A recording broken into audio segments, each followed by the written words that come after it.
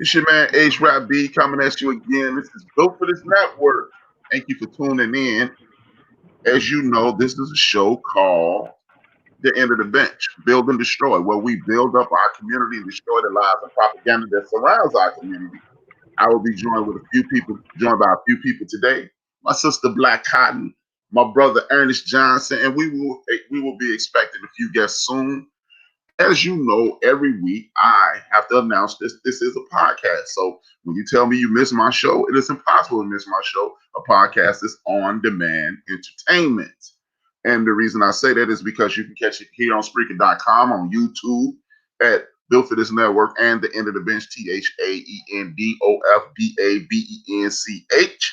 And then you can catch us on Apple Podcasts, Spotify, iHeartRadio, Google Podcasts, Castbox, Deezer, Podcast Addict, or wherever you download your podcast. Now, as I move forward, I want to let you know that I acknowledge my ancestors on every program. You send up respect to your ancestors, they send down blessings and protections to you. That's why I announce my family.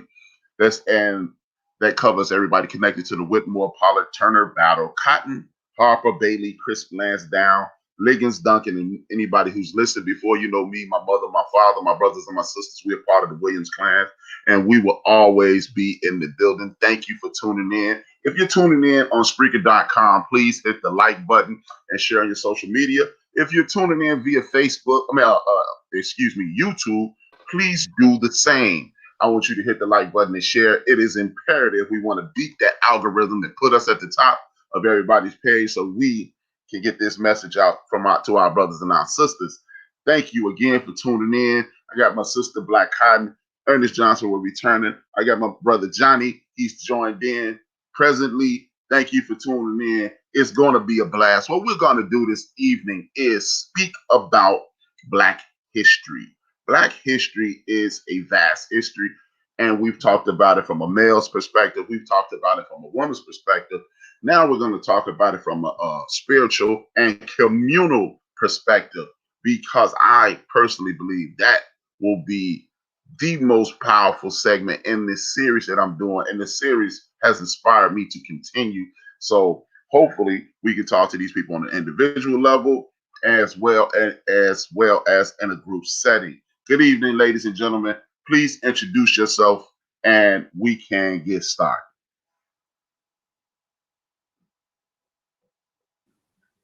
You waiting on me, Johnny? You're on mute, honey. You're on mute, Johnny. Yeah, good evening to everybody. I said ladies first. Okay, well, I'll go first. Hello, everyone. I am Black Cotton.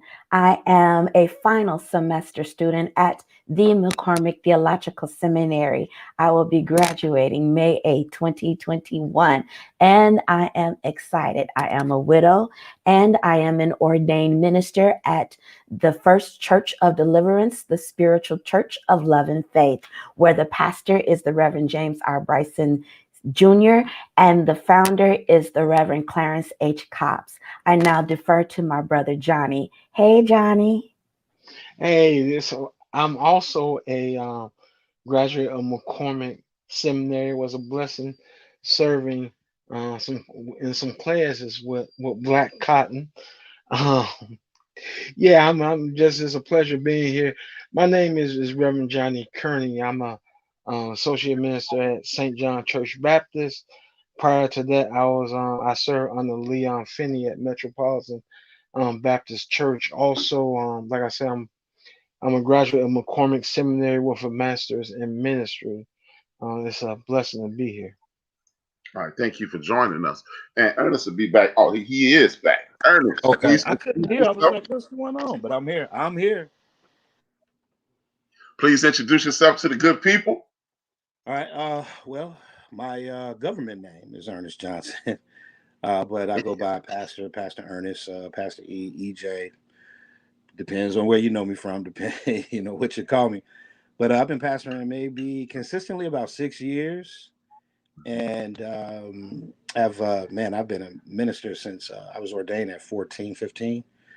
And I come from a family of preachers. So my father's a preacher. My father's father's a preacher. My father's father's father's a preacher. My father's mother's father is a preacher.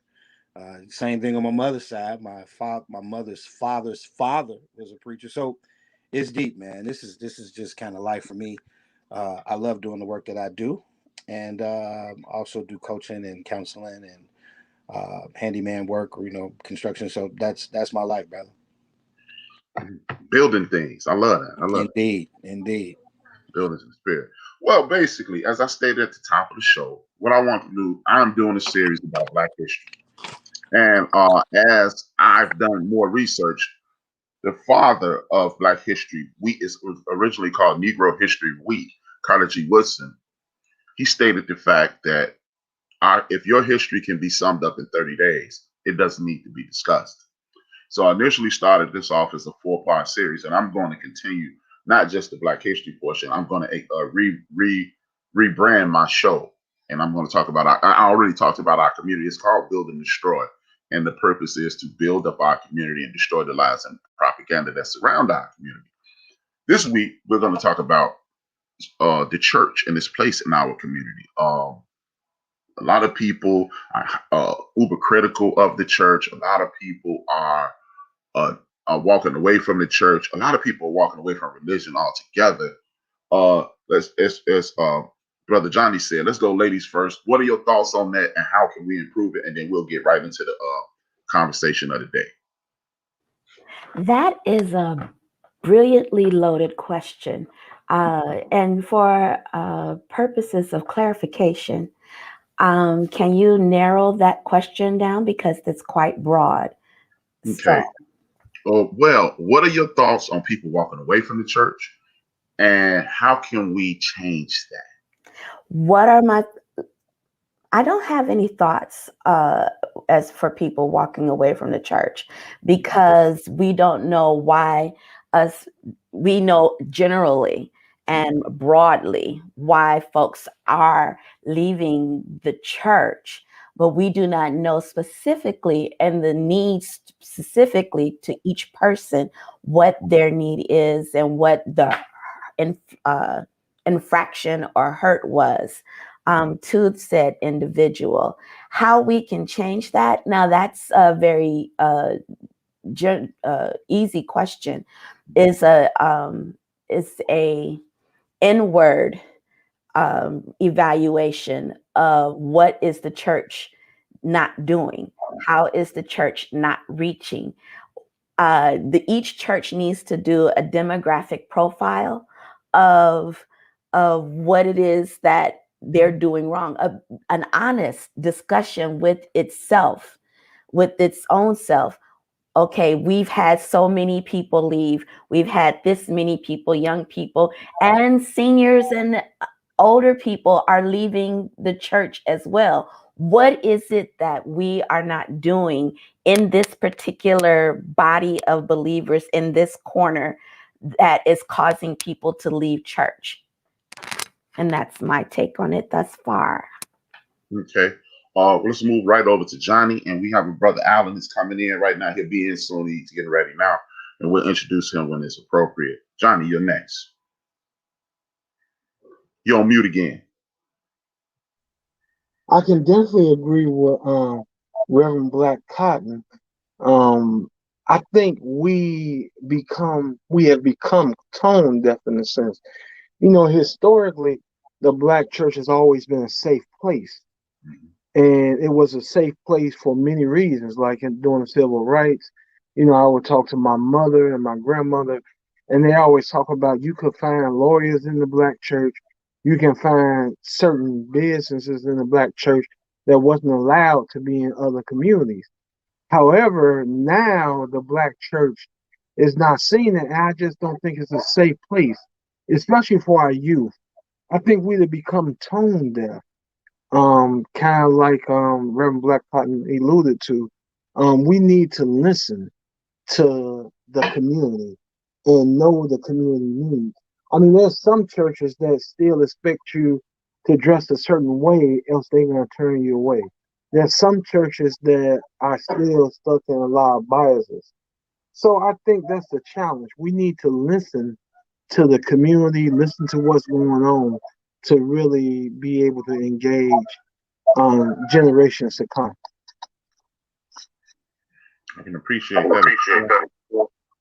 With that being said, I got my man Ernest, Pastor Ernest. You're next up.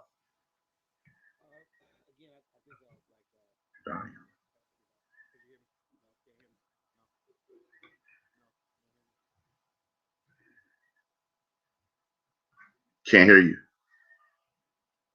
You're muted.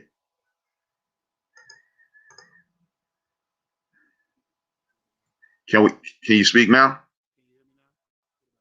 You're very low. Your volume has been reduced tremendously.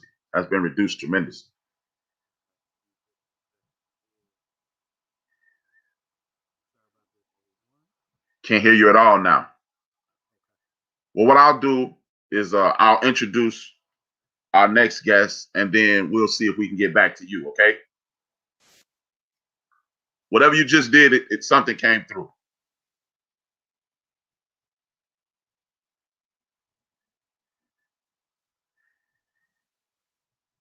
I can't hear you at all. What I'll do is introduce Alan Conley, and then we'll come back to you. Thank you again. Welcome to the show. We have another guest, which is Alan Conley. Thank you, Pastor. Please introduce yourself, and then feel free to, if you heard the question, speak about it, and if not, I will repeat it. Yes, sir. Thank you so much. I apologize for my tardiness. I was a part of another panel discussion, and it went over, but I'm just grateful to be a part. My name is Alan Conley. I am a servant here in the city of Chicago. I serve as the director of the Office of Faith-Based Initiatives for Chicago Public Schools. Also founder and CEO of an organization called Beyond the Brick Ministries, which was birthed during the pandemic. Also, I am the creator of a 30-minute inspirational digital series titled Unconventional, which is an unconventional way of spreading the good news through music, through talk, inspirational stories, and more. I did not hear the question, brother moderator. If you could give me the question, and I would attempt to tackle it. Okay. The initial question was, a lot of people, are walking away from the church. What can we do what can we do? Why do you believe they're walking away? And what can we do to slow that down? Sure. It's a wonderful question. It's something that I have looked at over the years because it didn't just start happening overnight. Mm-hmm. People have here in westernized culture, westernized religion. When we look at just the pandemic alone, if we compare COVID-19 to the Spanish flu, the respect or how people appreciated religion back then is totally different than now. Here it is when the churches were closed down. You had church folk were crying and saying, "Oh, they're shutting the church down. I got to get back to church." But those who were not going to church, no one had this mindset like when 9/11 hit, when a lot of our churches were overflowing because people were afraid. They thought the world was coming to an end. Here it is with this pandemic, which was indeed global. It's global. No one was saying, "Hey, I can't wait to go back to the church." We still had people going to the beaches. We still had people trying to go dine in, which lets us know that this is a different day. So how do we then reach those individuals who aren't looking to come into our churches? So I often say, where back in the day, we were trying to go after the lost. Anyone who wasn't in church, they were lost. But is it that they're lost? Or is it that they were found by someone who did what the church should have been doing? I often look at the passage of scripture where we talk about the Good Samaritan as if all Samaritans were bad. But this gentleman in that particular text was coming from church, and he was going down towards Jericho, and the Bible says he fell amongst thieves. And here it is, the same people who the brother was worshiping with, the priest and the Levites, they came and walked by him and just left him there to die. And here it is, a Samaritan comes by, someone who's a direct enemy of the Jews. comes by, gets off his horse, goes to attend to the man, puts him up on his horse, then takes him and put him up in a room and pays for his night's stay. Why couldn't the church have done that? And the same thing happens today. And so we have the audacity that that same brother who fell amongst thieves, I joke with it, but I'm kind of serious about it. We would have the same mentality that that brother who fell amongst thieves that we passed over, we will be looking for him to come back to church the following week. Why should he? Why should he go back to that church when those people who he were worshiping with, it was okay when he was giving his tithe, his offering, that he was good. But once they saw him laying in that place of destitute, where he's of no good at that moment to anybody else, we leave him there. But we have the audacity to think that that brother should come back to church. No, we have to take ownership of what it is that we've done, what we have not done. And maybe if we can be honest with ourselves, some of those people who we've hurt, some of those people who we've ran away, some of those people who we didn't think were valuable, like millennials, young people, because they don't have jobs and we think that they can't offer anything to the church. But then now, once that church, the demographic starts getting older, now you realize that we should have been investing in those young people while we had them, because now they don't want to come back to church. Right. So that's my long way of saying that we have to take ownership of what we've done and what we did not do in order to invest in those people who don't want to come to our churches. Good stuff, brother. Brother Johnson, can we hear you now? Can you hear me? Can you? Yeah, you good. Okay. You can go ahead and proceed. Excellent. So, I definitely agree with my brother Alan and, the other speakers as well. Jesus in Matthew 19 is dealing with divorce. When he's questioned by the Pharisees, like, what about divorce? And he essentially is saying, if we can kind of, bring his conversation forward, he's like, hey, this is not back in the day. Things change, people change, conditions have changed. That's the same dynamic that we're dealing with the church. Things have changed. Things done change, the way Biggie would put it, and the fact of the matter is that we're not looking at just like one church. Like, if you grew up holiness, that was a different church experience. If you grew up Baptist, that was a different church experience. If you grew up apostolic, that was a different church experience, right? If you grew up Catholic, that was a different church experience. And all of these different churches offer different types of services and experiences. Fortunately, I've been, blessed to be in a lot of different, denominations. And what I've come to find is that a lot of people are leaving the church just based on my experience talking to people, is that they had doctrinal issues. They don't believe in the information that is given, especially today. A lot of that information is being countered by what they experience on the internet, especially if you're Black conscious. You want to get into Egyptology, you want to get into, I'm not religious, but I'm spiritual. You have that group of people. And so things, it's like, but I think the church is experiencing what the Jews experienced. What we experienced in the church is that they thought that they had a corner on God. And now we're seeing that people can actually experience these concepts we purport in the church, like love and compassion and forgiveness, outside of the church. They can actually experience these particular concepts.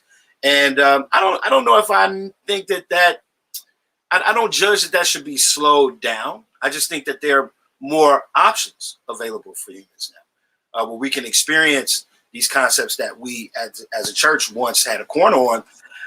It is kind of sad because the church was more than just a doctrinal thing for me. It was where I learned how to speak. It was where I learned how to sing. And it was where I connected with elders and got wisdom. It was where, elders took me out to eat, showed me etiquette, showed me how to date a girl.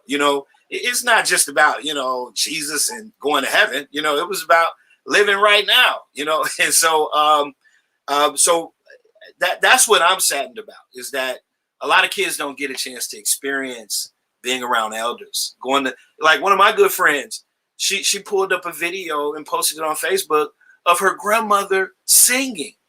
She has actual documentation of her grandmother singing in church. That was where we had an opportunity to express the arts, and do so much more and develop our families and our children and go to fish dinners and eat with our families and friends and invite people to fashion shows and, prayer breakfasts. I mean, it's way more to it than, than just, I got to get saved. You know what I mean? Granted, that's a huge part, but there was so much more in terms of our community. That's where we built our history in church.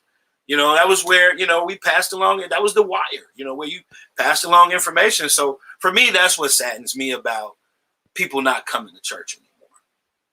And that's Sister Black Cotton, you have something to add to that? No, I was just reminiscing along with my brother, EJ, because when he mentioned the fish dinners, and I was like, ooh, the teas. Don't forget the teas.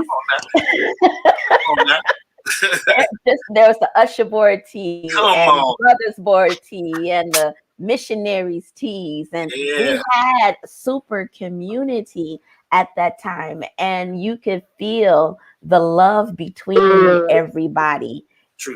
In that moment, when the love left, and might I also add a whole bunch of hand waving songs, and not a lot of songs that get you to your belly. Not our artists started to fail us and did not produce music that would continue to speak to our souls, that would be gut-wrenching kind of music. It's beautiful music. I'm not knocking the music. At the same time, it is not the sound or the impetus that we needed that was able to shift an atmosphere. There's an atmosphere shifting because you have the oh and yay and ooh, and that's wonderful and it's beautiful. But ours is a sound of liberation. And so once we restore the sound of liberation to the belly of the church, you're going to still, as in particular to the Black church, I feel that you will still have this continued exodus. And let me just build on that point too, what she just mentioned. Like a book I'm reading currently, My Grandmother's Hands, talks about how call and response heals trauma. Who would have thought, right? Like when we were singing Dr. Watts, and you got 100, 200, 1,000, 1,500 people singing that song, it's healing you. It's doing something viscerally to you, to your body. And so we can walk away just from an experience like that, just different, able to cope a little bit better with our everyday stuff. So, that sound is missing. I think Alan had mentioned it as well.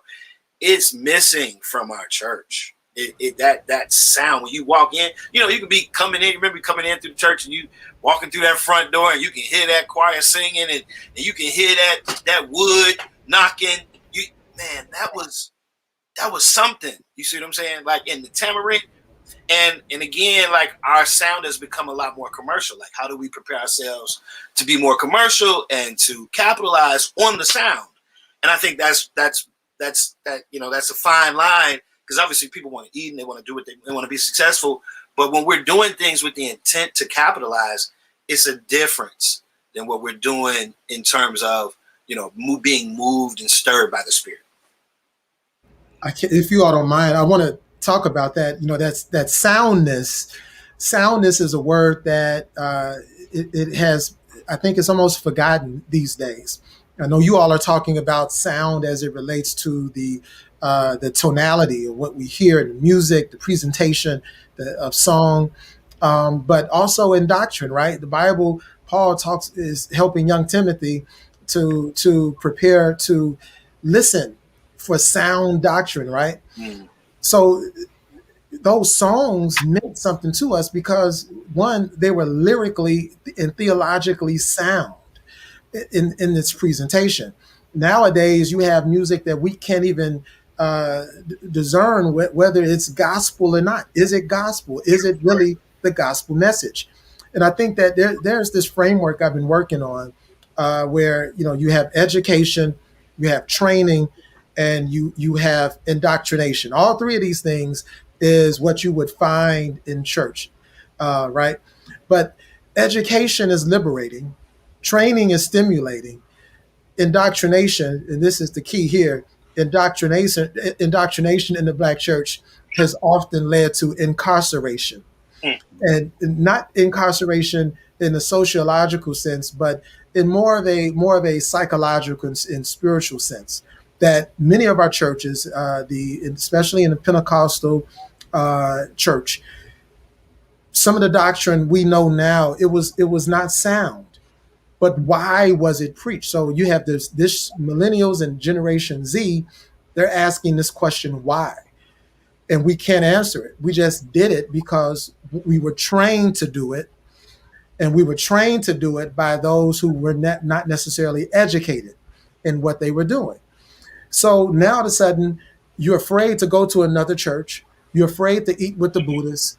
You're afraid to hang out with the Muslim because you've been indoctrinated so that you don't leave that particular church. And now you're caught up in something that is not sound. Yeah, that's good. Allow me to interject right there, because that's why I entered the church. Exactly what Alan said, because in regards to learning the word of God, I'm a relative neophyte. I've been doing this I've been studying consistently for about 10 to 12 years, right? And the only reason I went back to the church is because I met this guy. And instead of saying, because that's what God said, well, that's what you're supposed to do, he walked me through the word.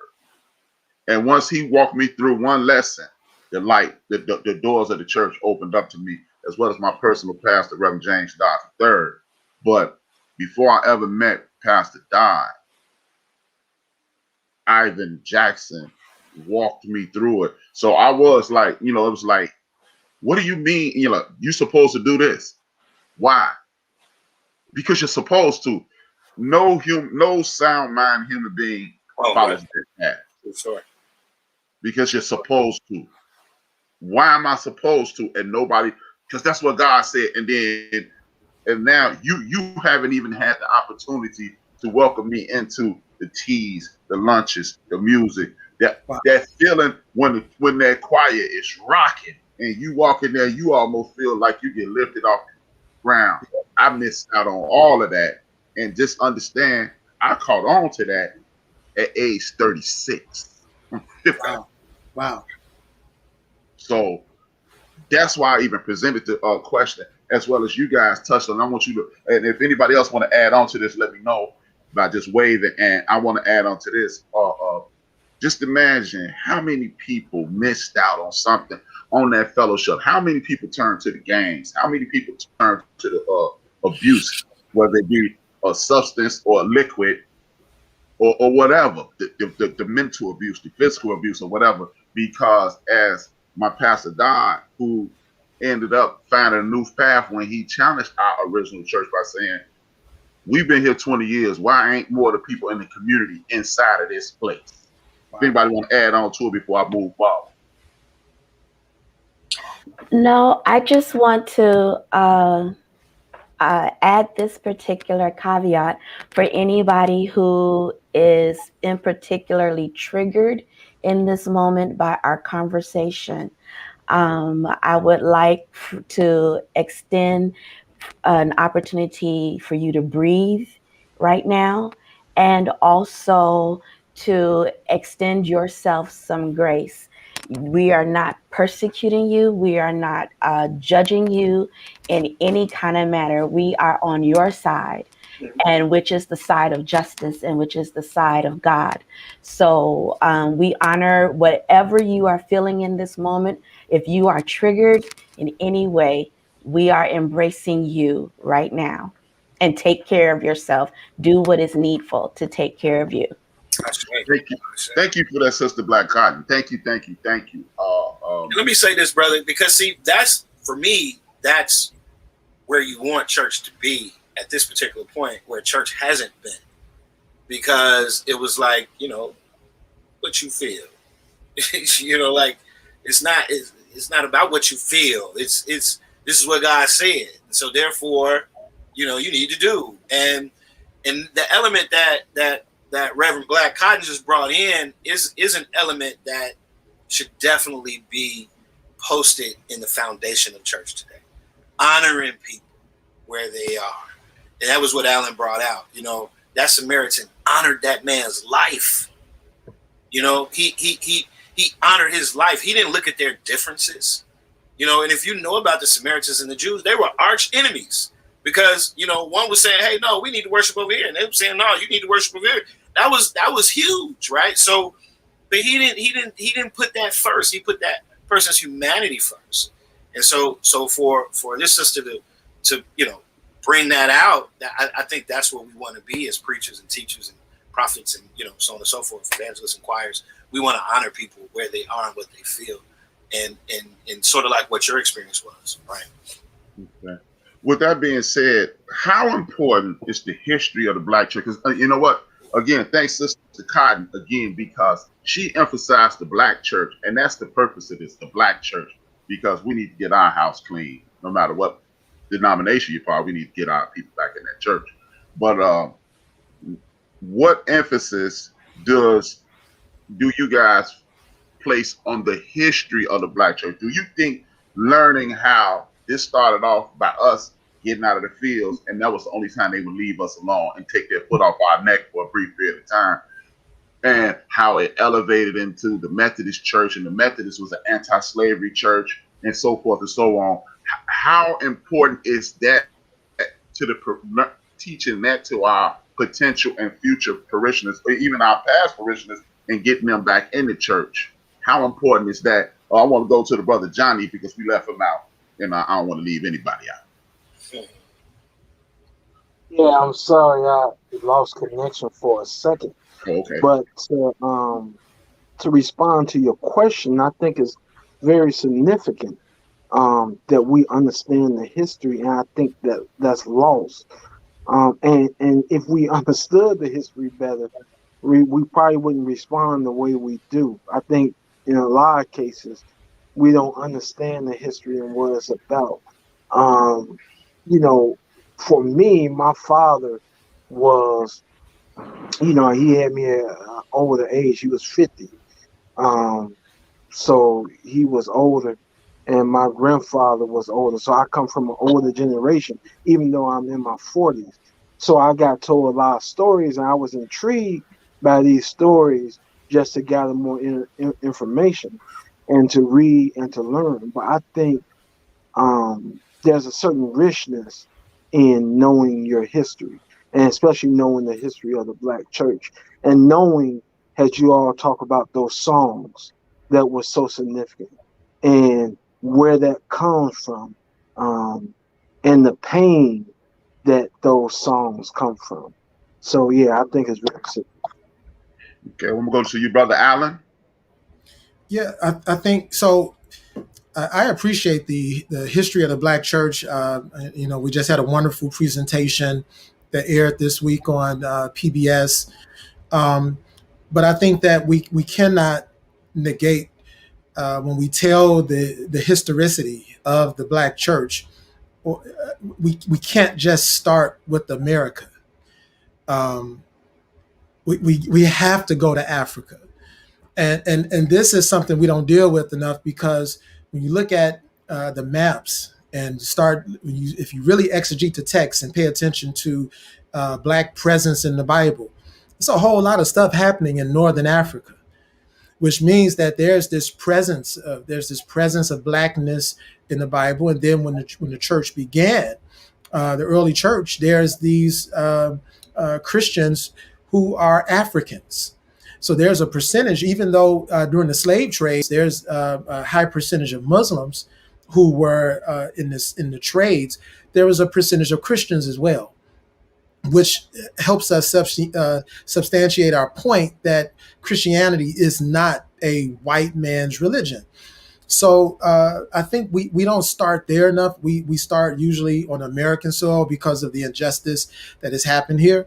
I do believe that we do need to look at the symbolic essence of the crucifixion of Christ, and lynching in America, because the missionaries who came over to Africa, who enslaved us, I think that it was done under this umbrella of Christianity. Those are some of the things that we have to unpack and look at how much of that still exists today. And so we shouldn't have to talk about the black church, because the reality is that when we say the black church, we're doing this to differentiate ourselves from some other folk who consider themselves to be a part of the church. And many of them don't care about black folk, if we're going to be honest about it. But when you look at me, I know this is the Lenten season. And for me, every year for the last 10 years, ever since Brother James Cone came out with his book, The Cross and the Lynching Tree, I read that book religiously every year around this time of the year, because this is a journey to get closer to the cross.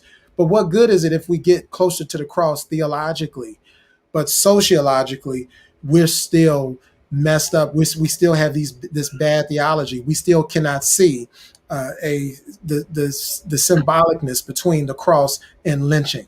Something is wrong when someone can preach about Jesus on the cross, but we can't preach about the heinous lynching that took place here in our country. Something is wrong if you are a pastor of an all-white congregation and you never deal with the fact that we've never had someone come in here of a darker skin hue in our church, and you never mention that to your congregation. Something is wrong when now it's publicized, when people are dying on live television at the hands of some unjust police officers, and we don't deal with it in a congregation because we don't have black people in our congregation. And we try to sum it up is that, well, God still loves everyone. No, something is wrong. So this is why I think the history of the black church is important for us to deal with. But we can't just start here in America. I think we have to go back to Africa, because what happens is that we deal with an identity crisis. We think that we have now a generation of young people who they don't have the racial bias until they're taught that. And so it's easy to get caught up in the multicultural aspect of the church, which that's what the kingdom is. But let's go back to our roots and see that black people historically has played a role in the advancement of Christianity around the world. And so, yeah, that's where I'm at on it. Sister Cotton? That would be Black Cotton, Sister Black Cotton. That's Not white cotton. I just need clarification and identifier of the kind of cotton that's Right. It's Black history. I apologize. My Sister man. Black Cotton. Let's I do want it. that. I want some black cotton. Don't give me the white cotton. absolutely. But I agree with what's been said already. We, Johnny and Alan and I are, and Ernest too, he just needs to come on back, are from the same stock as it is McCormick Theological Seminary. Right. So I am currently in Dr. Daniel's class, Alan, Church History 2. So I just read the story of Afanasi and how he was in Jerusalem at the time, and he was walking into this particular church, and in this chapel there were various different Christian sects worshiping God and Jesus, all in their own way. You had the Jewish folk, you had this group of folk, you had the black folk, and it was the Hells Franciscan folk, all these different groups worshiping God in their own traditions under one roof. And the African presence was there. Now, just to let you know, according to the 2020 census, Northern Africa and Egypt and Middle East are considered white. So when we start doing a deep dive and excavations of the Black history of the Black church, and we go back to Africa, we really need to take into consideration that there's a whole other conversation that is happening that is doing the Tom Sawyer of whitewashing the fences of our history. Yes. So it is incumbent upon those of us who know this history and who have access. Jamie Wooten on the ends of the Black Church, the Black Church episodes that just happened on PBS, created and curated a Black Church syllabus. So if you go to, and this is just, you know, something that I learned, I'm not getting paid, but it's hashtag Black Church syllabus. Google that, or on your local social media between Facebook and Twitter, and you can find books that speak to the history, not only of the hush harbors of the South, and not only to the embracing of the various different kinds of religions, because, you know, in voodoo, you have women wearing white and they're speaking in tongues and they're expressive with their bodies and in their dance, along with some very spiritual folk here in the United States, and have been doing that for the past 6 generations in various churches that are still in existence today. Yep. So you will find books that you will be able to have these kinds of conversations that we're having now, and do an exploration and deep dive with that. Awesome. Brother EJ? So again, I'm with Alan. Like, where do we start when we talk about Black church history, right? One of the things that I recently discovered is that obviously the Old Testament is a Hebrew language, which is a Semitic language, and I just found out that Ethiopian is a Semitic language, right? So when we go back, like we're finding like all of these connections, and it's like, wait, hold on, like somebody leaving something out. Something like this, something ain't right here. You know, like what Alan was saying, it's just not right. You know, so I think it is incumbent upon us to know our history, to find out our history. But let me just bring it a little bit forward. Bishop Trotter, who I came up under, he took us to, we just happened to be out west going to eat. He took us to Mattie B. Poole's church over there on the west side, right? And we go, he said, let me go in, let me show y'all where they had the tumors on the wall. When she would heal people, they would take the actual ailments and put them up and hang them up on the wall. That's, you know, that for me, that's Black church history. You know, these are things that I didn't know, you know, this was a man who knew every doggone hymn and every Black church hymn that, I mean, like, how did you know this stuff, right? And just the people he affiliated with has so much richness in Black church history. But when I think about, you know, most people don't know who Mattie B. Poole is. But what was the sister that used to work in the county jail? Consuelo York. My God, that's a sister that's need to be rocked, need to be reverberated throughout our community. That was a praying sister. That was a sister that was, man, dedicated to the movement and being in church in the county and introducing Jesus in church, the concepts of love and compassion to all of these men and women in the church. I mean, in the county. That's Black church history to me. If we talk about here in America and here in Chicago, I don't know about, you know, the rest of the world, but when I think about Azusa, right, like that's Black church history. You know, nothing's really popping into my head, but you know, there's so much that we're made out of. You know, there's so many stories, so many lives have been impacted by the church, and I just, you know, I think everybody else has really said it really well, and I don't have to, you know, kind of go up their stuff, but I just want to bring, you know, people's names out, you know, who impacted me and impacted the people who impacted me. You know, because we can obviously look at the negative side of this. Black folks in church, you know, but you know why? You know, we do such a good job of that, right? But like, there are just so many people in this city. Bishop Brazier, Woodline Organization. You think about his contribution to people having rent-controlled houses. You know, that's huge, right? I mean, that's such a major piece to what we've done. The church has done. People, I got a lot of negative stuff to say about the church, but like you think about what these men and women have done in the community, they sacrificed. And yeah, some people got paid, some people living good because of it, but there are so many other people who names we don't even know that have contributed to impacting people's lives. There are people. I was on a call last week, a brother who, gangbanger, whatever, did whatever he did, served time, but he was like, look, man, my life has turned around because of church. Like, I could still be doing that, but it was somebody introduced this to me, and now look at my life. Now I'm helping people. That's serious, man. I don't care what kind of criticisms you have about the doctrine, about what folks are doing, what they ain't doing, who's sleeping with who. There are people's lives who are really being changed because somebody else's life was changed, and then somebody else's life was changed, and it just keeps going back and back and back. And for me, that's the kind of history I like to talk about. That's right. Anybody want to add to that?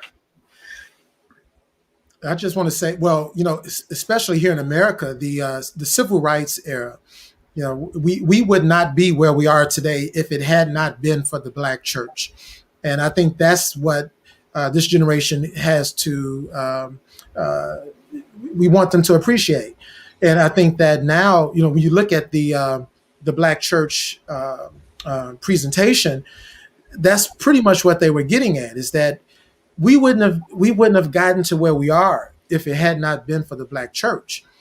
But does the Black church still have that power? Do we still have that same significance? And I think that if you look at the history of the Black church, it was Christocentric, where everything was about pointing people to Christ. It wasn't about pointing them to religion. But we did have leaders. We had single leaders. And I think that's what has messed us up, is because we're still looking for, we have this, the Messianic Jew concept, where we're looking for the Messiah, that one person. And that's the whole purpose of the church, is that the ecclesia that called out, you all have to do this together. God gave us the anointing so that we can be the church, not singular, but collectively, all together. But if we keep looking for this one and operating in oneness and just in not working in a unison fashion, then we will never get back to the place where we are working together. And it makes it hard for us to advance. That old African proverb, where if you want to go, you can go quick alone, or you can go far together. And I think that the only reason why we were able to advance during that civil rights era is because there was a sense of togetherness. But now you got churches fighting against each other in the Black church, if we're going to be honest. But we gotta work together if we want to advance. And can I add something to that too? It's sexist as well. Come on. Yeah. Let's call it out. That's right. Yeah. It's You're Lent right. season, so let's bind some things and call out what they are. It's sexism. Who's to say that the one person that could be able to lead, that the people that they're looking, they're looking for that one person to lead, is a female, has breast and a booty. Yeah. And some men are very traditional in their thinking and cannot think past. Some people are homophobic and cannot see past same gender loving people.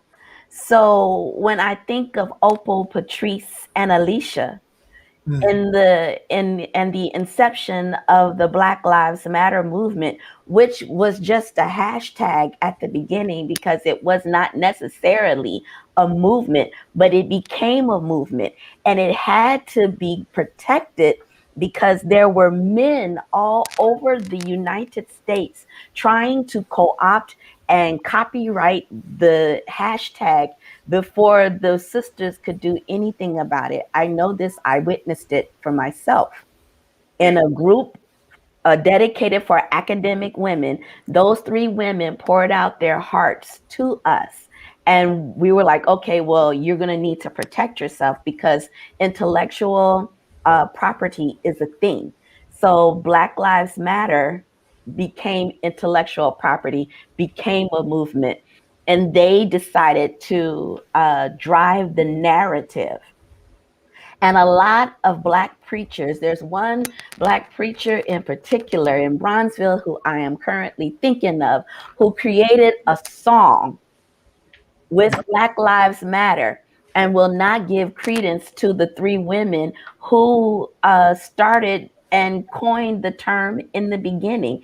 It's like me as a womanist saying, just negating Alice Walker and not paying homage to her in any way, the woman who coined the term and literal term womanism and womanist and defined it, and not giving her any credence, and I'm just walking along in my way. A lot of that is happening as well.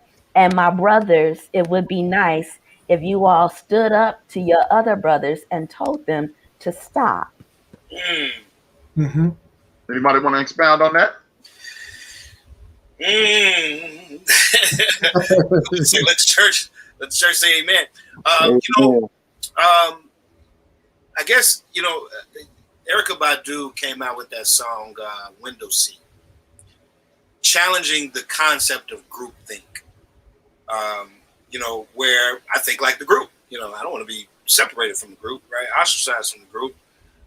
That's an existence that we've been socialized to not want to have. So what Reverend Black Cotton is talking about challenges that conventional thinking. Like, man, do I call my guy out, for being a patriarch, kind of, being sexist, only, can only see a person via sex. I'm the type of person who I try not to think like the crowd. I intentionally try to put myself in position to be on the opposite side. Not because I don't like being liked, but because I just want to make sure that I'm living to my fullest potential and that our groups are operating at their fullest potential. So for me, I challenge people. I challenge them. I don't care who. I used to challenge Bishop Trotter. And he'd be like, man, I love having you around because you do not care who I am. Because you're gonna say it. You're gonna question me. And for me, that's the type of person I am. I remember sitting in theology school, and one of the sisters was referring to God as a father or man, and the professor challenged her and said, "So you think God is a man?" So, and to talk about kind of injustice in Black history, like we come from people who see God beyond gender, right? We even if we did reference gender, like Brother Jeremiah Wright would say, or like the sister Christ Universal Temple. What was her name? Oh my God, powerful sister. Johnny Coleman. Johnny Coleman used to say Father, Mother God. Yeah. Right? Father, Mother God, right? And they didn't care what the rest of the Black community was doing, So, yeah, I definitely agree with our sister that we definitely need pioneers and brothers, especially as profound as these gentlemen here and myself, to really speak up and protect what we have and to make the space safe for whoever is there. That's my take on that. I don't know if that. Yeah, I think that the position that I take is to make sure that I'm a good steward with what God has given me. I'm at the place now where I'm not trying to bother these folk. People are going to believe what they want to believe. And so what they do at that church, because I grew up in a church where people would attack the other church that wasn't doing what they were doing or didn't believe what they believed. And I'm beyond that now. My thing is, if somebody is practicing where they still don't allow women in the pulpit, then it's my duty to not operate in that way, in that fashion. If somebody else is homophobic and they can't embrace the same gender loving people in their congregations, then so be it. I don't want to be that one to go and say I want to go and call them out because people have the right to go to churches. Bishop Brazier used to say, "There's a church for everybody." He would say there there is no shortage of churches. People can go where they want to go, and if those individuals are doing what they're doing and preaching what they're preaching, and they got folk coming to those churches, people are going there because they want to go. I have a buddy. Theologically, he does not. He has a stance where he doesn't believe in homosexuality from a theological point. And he has a mega church in Atlanta, Georgia, but he's in Atlanta. So, so we all know at the city of Atlanta. So one day he did an altar call. And in this altar call, the altar call was for those who were same gender loving individuals. He wanted all of those folk to come down to the altar. But this is what happened in his church. Automatically, people thought he was getting ready to probably cast out demons, right? Ask God to transform them. That was not his prayer. His prayer was for a prayer of love, compassion, a prayer that they would continue to feel loved, because if they're coming to his church, knowing where he stands, obviously they feel something coming to his church. And so I think that I appreciate people like that who may not be where I'm at theologically, but if they're willing to go beyond their theological premise and say, hey, God loves everybody and so do I, and we accept everybody in our churches, then that's where we have to be. And those are the type of churches where I would go and visit. Anybody else who's practicing something different, dehumanizing people, anything contrary to the word of God, I just stay away. And but my duty is to make sure that I preach a Christ-centered message, point people to the Christos, and not to myself, not to religion, not to the church building, but to Christ. Okay. I can't agree with everybody, Reverend Conley and Reverend Black Cotton, but I'm to a point now where, your theology has to make sense. And if it makes sense to you, that's fine. But I find myself spiritually challenging theology. Like, well, why do you feel that way? Just having the person to have a thought process with themselves. Well, you feel that way because is your mother told you, your father. What is tradition? Why do you feel this way? Why do you feel this way about this group of people? Why do you don't think that God can give a message through a woman? Like, sometimes you gotta talk people through stuff. And once they talk through, they you may not change their mind, but you can put a thought. But like Reverend Conley said, it's hard to try to, argue with people because you don't want to get stressed out, or you don't want to create a adversary relationship, because people believe what they want to believe. But I just think it's good to pose a question like, why do you believe that? What is it rooted in? So that's what I have to say about it. Just don't come bother me. You believe what you want to believe. Don't come bother me. I'm not going to bother. Right. Don't bother Amen. And at the same time, don't allow your sisters to be disrespected and disenfranchised for anybody. That's right. At the same time, I am your sister. And if you see somebody disrespecting me and dishonoring me, I expect for my brothers to come to my rescue, because my sisters are already going to be there. Let's clear. I have my sister circle is going to be there. Where is my brother's circle? Hello, where are you? I don't see you. You got 4 brothers right here who I believe got your back, and so I'm confident with one. I'm serious. I'm confident with one, and the other one, I believe he'll sneak up in there somewhere. I don't know this brother too well, our host, and I honor you in this moment, but you look like you can throw down a little bit. But Alan, you look like you ready to have, okay, can we sit down and mediate this conversation? Well, and that's where I'm at, because, reconciliation, Jesus' ministry was a ministry of reconciliation. So where I'm at, my thing is, if we're at the table, I gotta be able to know who's speaking for me, because everyone who says that they're speaking for you, you may think that they have your interests, or that they're representing your interests. But when you leave that table, it's a lot of activists out here who we think, oh, they bout it, but they're making deals. And for me, I don't need that. So my thing is, who's doing the reconciliation? So now, if we bring them on this call, because it's easy for us to, to say things about somebody else when they're not in the room.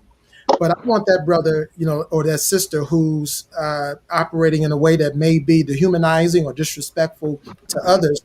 Let's bring them in the room together so that we can work towards reconciliation. But for me to preach a message from my pulpit about somebody else down the street, it doesn't do any good. And I think that has happened down through the years, where people will call out folk, right? But they won't do that when they're in that same room with them. And that's kind of where I'm at. My thing is that, hey, if we're going to move forward as a people and fight for equality and equity and all of those good things, let's get into positions where we can not speak truth to power, but speak truth while we have been empowered. And that's what we don't have enough. We don't have enough people that's in power speaking truth. And we just keep saying, oh, we got to speak truth to power. And we don't understand what we're saying. What you're saying is that you're not in power. You don't have any power, but I can speak truth. No, I want to be in power so that I can speak truth while I am in power. And so as a pastor, if I'm entrusted with a congregation, my duty is to speak truth from that pulpit while I'm in that position of power. Not to go outside of my church and say that I'm going to speak truth to power. No, I am power, so let me speak truth while I'm in this position of power. And you know what? You know what, Alan? That's the Esther story. Mm-hmm. I forgot the guy's name, but he was trying to wrap the Jews up. But she was supported by Mordecai. Yes. An elder, a brother. But he was a family member of hers. But she didn't speak bad about this guy away from him. She got him in the room with the king. That's it. And confronted him, in terms of, what was happening and what plan was being botched out, hashed out. So, I think what Johnny talked about, I love that approach because it's just like Neely Fuller would say, when somebody call you a nigga, don't get mad. Just that, what is a nigga? What is that? You know what I'm saying? Like, try to find out, make sure that we're on the same page. However, I do know from working with people, there are a lot of fools out here. It ain't no talking to them. It's just no talking. They just ready to, go. Yeah. But I also realize that most people don't want nothing. They don't want no drug. They don't want no smoke. You know what I mean? So, I think in to our sister's point, sometimes we do. We just got to, pull out the sword. Yeah. But then there are some people who we do, we need to approach with, that reconciliation part. How do we rebuild this? How do we reconnect? Restore. How do we restore? Because what does it get us? If you don't believe what I believe, and I feel that it's an opportunity for me to call you out, you still leave at the end of the day believing what you believe. All that did was it made me feel good because I felt that I got it off my chest. We can't change people.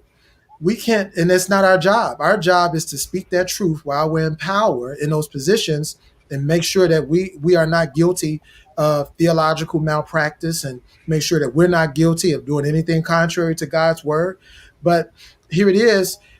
God is the person, is the spirit being, is the entity, is the supreme being that's going to change those individuals. We can't change them. It's not our job. So I don't want to change folk. That's why I'm not going to bother them.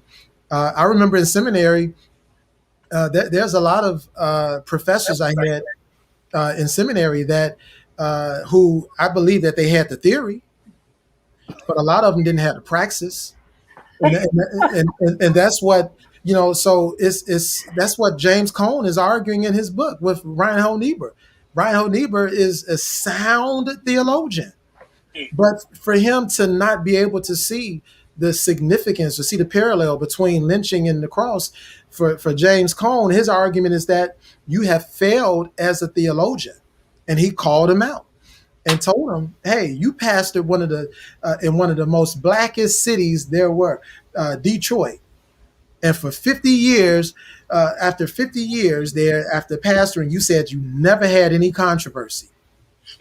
And that's because not because he didn't have controversy, because he didn't go outside of his church and speak to the white supremacists. He didn't have any controversy because in his congregation he never dealt with segregation being sin. Yeah, true story. True story. And at the same time, James Cone did not was not able and did not speak to the differences and the oppression between of Black women by Black men and white women. Thusly, we getting the womanist theology. He supported Mm-hmm. by giving those women, Dolores Williams, Grant, Jacqueline Grant, and Katie Geneva Cannon, and Linda Thomas. Let's not forget her, because had it not been for Professor Linda Thomas, womanist theology would not have gotten off the ground the way it did. But allowing them space to form this type of liberation kind of theology, to be able to attach, so that women like Kelly Brown Douglas can write things like white women's Christ and Black women's Jesus. Mm-hmm. So, I mean, yeah, James Cone did great, but he did even greater by acknowledging where he could not go and opened up space for others to come through. And I think that's how we have to do. Everyone can't do it all. And there's so many agendas, right? Everyone there's so many agendas, good or bad, but you can't do it all. And so I think that everyone has to figure out pretty much what is their niche.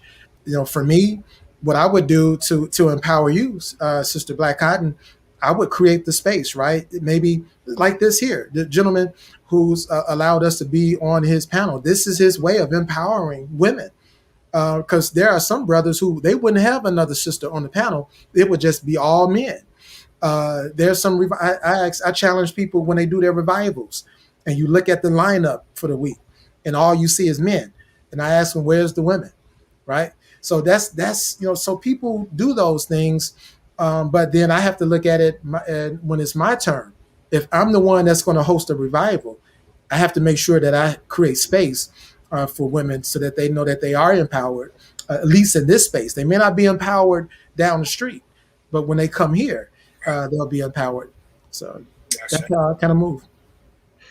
And that's a beautiful situation because you guys, without me even asking, have answered my next two questions. The next two questions was, the first one was going to be, can you give people who we're fractured. We're into several different directions. You guys, you talk about the same sex love. You talk about the people who feel disenfranchised. Last week we did do a panel with all women, and you hit on the women portion of the church. And who are some of the people that you guys can direct people? Because if you give some names and bullet point what they've done, as the Sister Black Cotton just did, can you give our listeners names to take hold to, so they can go, okay, well that this guy doesn't really appeal to me, but this woman does, or this woman doesn't really appeal to this woman, but she might touch this brother. Can y'all give 2 or 3 people each and point people or potentially point people in a direction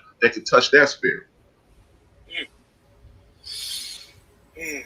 I guess, well, I can go. Well, it depends on what you're looking for. If there's someone listening who is looking for a church home and they would love to be in a church where maybe they're looking for a female pastor. I have a good friend, Andrea Davison, who pastors Hartsdale United Methodist Church. A wonderful woman of God, loves people, and is preaches and operates. I don't want to say just preaching, but her work outside of the pulpit, community minded, um, good church. LaJohnia, I'm butchering her first name, but Ellis, Pastor Ellis, female pastor, McCormick alumnus. She's pastoring an AME church in the Bronzeville community, and is socially minded. Social consciousness is the core of what she does. And then there's so many other things, right? Some people may not be looking for a church home. Maybe they're looking to see how they can be involved and how they can play a role in their community. I tell you, I got to advocate for Chicago Public Schools. So if you live in the city of Chicago, I admonish you to be a part of your local school council some kind of way. If you have children in Chicago Public Schools, be a part of the parent advisory councils at your school, because every school has a PAC, every school has an LSC. And when you're trying to move change, you can't change anything unless you are a part of it. And so I always encourage people to just get involved. Don't just sit back and critique. It's easy to critique from the sidelines because you're watching everything that's being done. But once you get in the game, now you got the responsibility to run the football. It's up to you now. And you got some people out here who will block for you. I'll block for you, but but it may not be my job to score the touchdown for you. And that's what I mean by all of us have a role to play, and we can't do it all. And those who try to do it all, is always something that does not get done well. So I always try to focus on what it is that I can do well, but create the space. So those are some people and some things that I can mention that I think would be helpful to those who are listening. And that's Latanja, Yes. Pastor Latanja Ellis of Turner AME Church Yep. on 39th and Indiana or State, one of those two. I think it's Giles. So Google Turner AME in Chicago if you're an AME. And the pastor currently is Latanja Ellis. I saw a note real quick, Chief Rocca, who said churches are all about the money. Yeah, that one.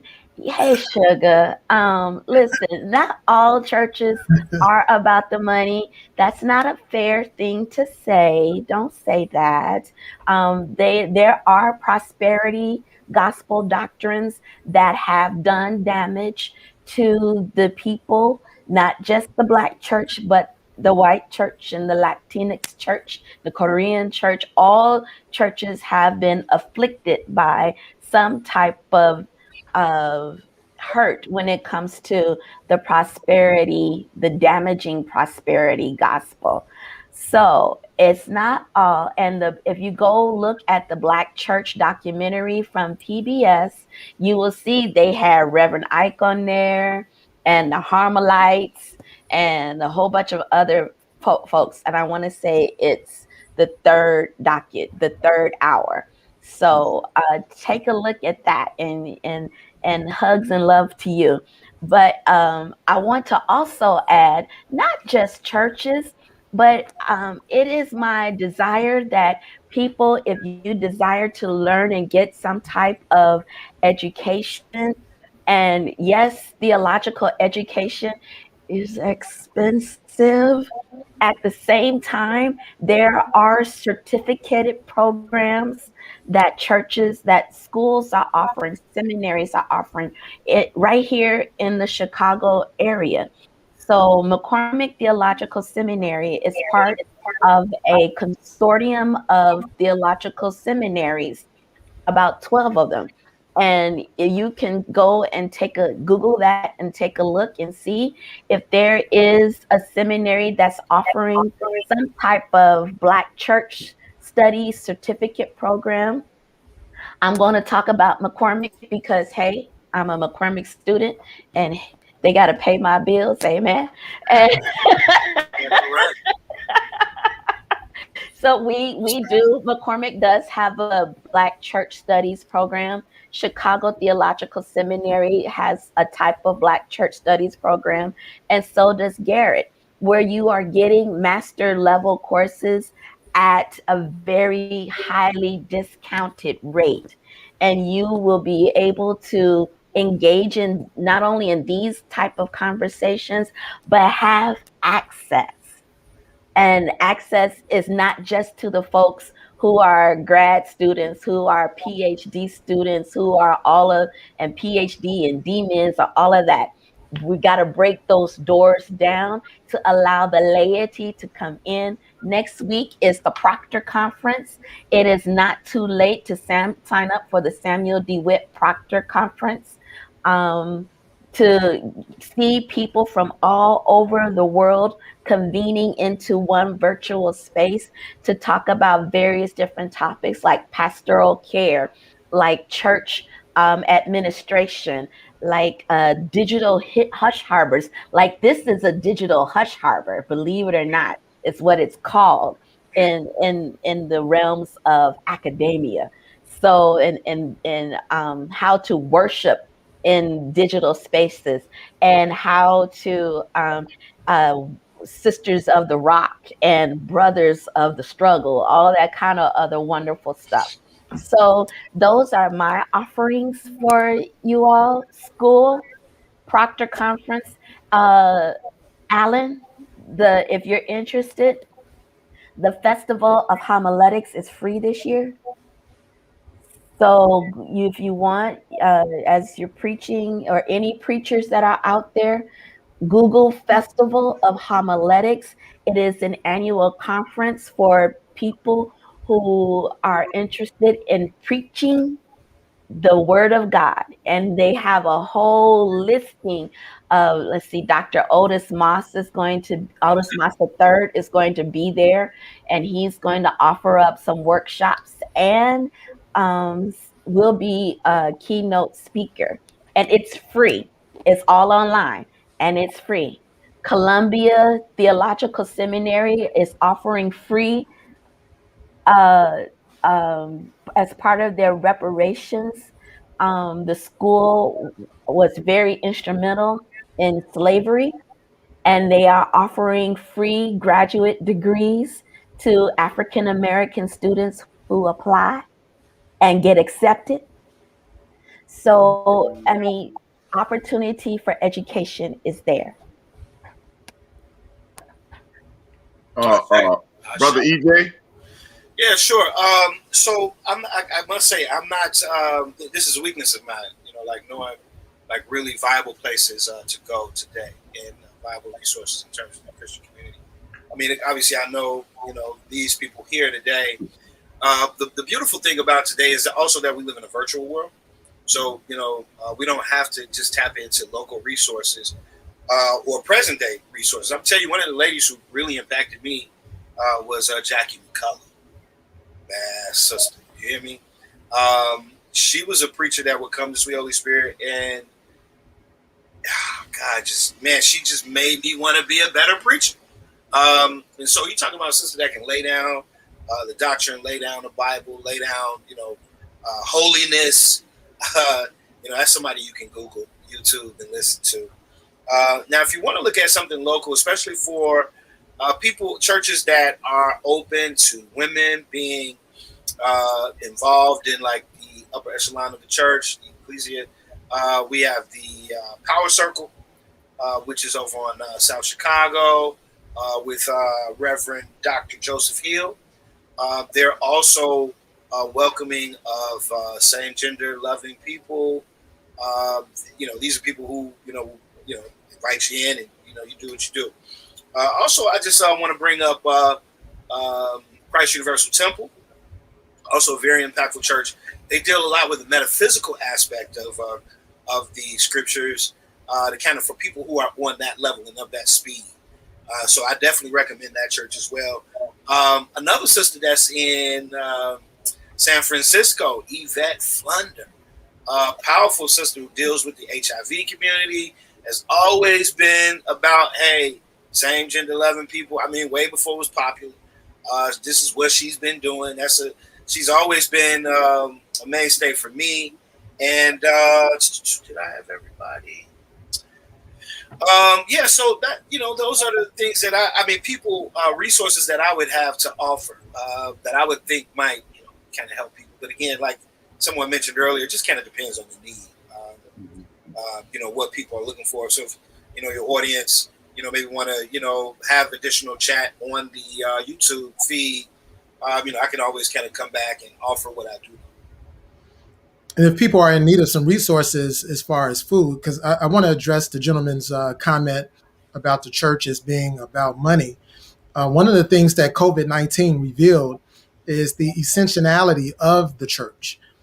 So when grocery stores were looted, and when people didn't have access to food, you had churches all over this city and all over the country who were giving out food. And I know one church in particular, New Beginnings, every Saturday since the pandemic hit, Pastor Brooks and his congregation, they're giving out food all day long until it runs out. And there's other churches I can name around the city that's been giving out food. Our organization, Beyond the Brick Ministries, we do it on the third Saturdays of the month. But those churches that do that type of benevolence, those are churches that's not in it for the money. They're in it to bless the community and those who live in the city that their ministries are in. And many of us who say that the church is about money and don't go to church, when it's time for that funeral, a lot of those funerals are in churches where sometimes those individuals were not even members of those churches. And I've seen it, the church where I was a part of as an assistant pastor was a mega church on the south side of Chicago. And Pastor Bishop Brazier helped revitalize that community. But there were so many funerals that we had in that church where those families were not members of the church, but they allowed those families to have their funerals there. Some of them came back to the church, some didn't. But that's the role of the church. So I just wanted to say that to address that comment that was made. Brother Johnny, I'm sorry. Go ahead, Sister Black Cotton. I was just saying Ashe. Okay. Yes, indeed. Brother Johnny, I asked the question of, we were speaking about how the church is beneficial, and I was asking a question: could you please, if you know of any resources that the listeners can just tap into, pastors on, like Brother EJ said, pastors on YouTube, and everybody else gave other resources that they could use to be of aid if they are outside of the church, or even if they're in the church and not very comfortable in their church home. I was looking for guidance for the listeners. Well, in this group, we all travel in the same circles. So a lot of things that's been said, I would have stated already. So everything that everybody said, I would just recommend those items, those places as well. Okay. I just didn't want to leave you out. Another point is this that I want to make. Another point, one of the biggest points I want to make is what in accordance to what everybody has said. Another point that I want to make is, I don't want to call them the forces of evil, but they're not the best course of action at this point in regards to dealing with people in our community, and that would be the police force. When the national media and social media start making public of the violence that we're subjected to via the police, one of the answers to that problem was the mayors of major cities in America were putting boots on the ground. Is that a method that churches can use again? Because, at one point, pastors used to stay out on the corner and preach. All of us are from Chicago. We know about that one brother who's been standing out on State Street preaching for 100 years. Yeah. Is that something that we should reinvest in? We all know that guy, but, is that working? Is it worth it? Or do you think, is it another path we should take? Very good question. Very good question. Again, I don't know if standing out on the corner is would mean what it used to be. I don't know about that. I don't know if I don't know if you guys have heard about Earth 2.0 or 2.0 Earth, where things have become virtual, where you can actually literally buy space virtually. Like you can buy, your own house virtually. It's crazy about that, right? So, in terms of being out on the corners, I don't know if people's attention, even when people are outside, they have their iPods on. They're not really present on the train. Like, remember we used to be on the train, on the bus. I used to ride the 103rd Street bus. Brother used to preach the whole way till we got to the red line. People are not present to what you're saying, there. At least that's my experience. So for me, I would judge that it would be a waste of time. I grew up with preachers who we marched through Roseland. Meeks and Bishop Trotter and a couple other ministers were responsible for helping people shut down the liquor stores that were causing, at least that's what we thought was like causing so much violence in that neighborhood. We were out in the community doing that kind of good stuff. So for me, those two different questions. Should we be out preaching, in the community, or should we be out serving in the community? And I think, definitely we need to be out serving in the community. I think Alan pronounced that earlier, about service and being out. I think that's one of the main badges of the church is to be about service. And definitely you have to do that in the community. I concur. I think that it's not about preaching. There's enough preaching. YouTube, you can go on YouTube and hear people preaching all day long. And some of it all is going to sound the same. But one of the messages I kept hearing during the pandemic last year over the summer, I heard preachers saying, "Oh, you can't walk by fear. We're supposed to walk by faith." And people were still trying to draw people back into a building. And I'm like, I'm not going back into a building. Even some churches where people asked me to come preach, the first question I asked was, are people going to be there? And that was going to be the determining factor for me. But for me, I learned the antithesis to fear. It's not faith. And that's what we often say, that it's faith. The antithesis to fear, I believe, is love, because Jesus said in the Bible that not Jesus, but John. John says that perfect love casteth out all fear. And then Paul talks about how the greatest gift is love. So then he says that he didn't give us the spirit of fear. What did he give us? Power, love, and a sound mind. So I think that just with that, exegeting the text that way, in that manner, it lets me know that there's no scripture in the Bible that says that faith is the opposite of fear. Love is. And so where there's an abundance of fear, I believe that there's a lack of love. And what we need more of in our world and in society today is love. If people can see and feel the love of Christ, then maybe they'll be more prone to come to our churches. But many of them don't want to have anything to do with the church because they have not felt love. So to your question, I think we do need to be present, but we need to be present with love, some acts of kindness, so that people can see and feel the love of Christ. Ministry of presence is key. Indeed it is. And to Pastor Allen's point, real quick, Allen, Beyond the Brick Ministries is located where? So we are not relegated to brick and mortar. Right now we're fluid. We pretty much we meet via virtual space, but every third Saturday there's something that we do. Either we're out in the community doing something, but right now we're getting ready to put together some self-empowerment series. And the first one we're going to do is on financial literacy. Because we did a survey, and that's one of the things that our family said that they needed help with was financial literacy. But you can, our website is still being developed. This is a brand new organization, but you can email us at info@beyond, BEYOND, CHI, at beyondshy.org. But we don't have brick and mortar. We do a Bible study on Wednesday nights via Zoom. Okay, And yeah. yeah.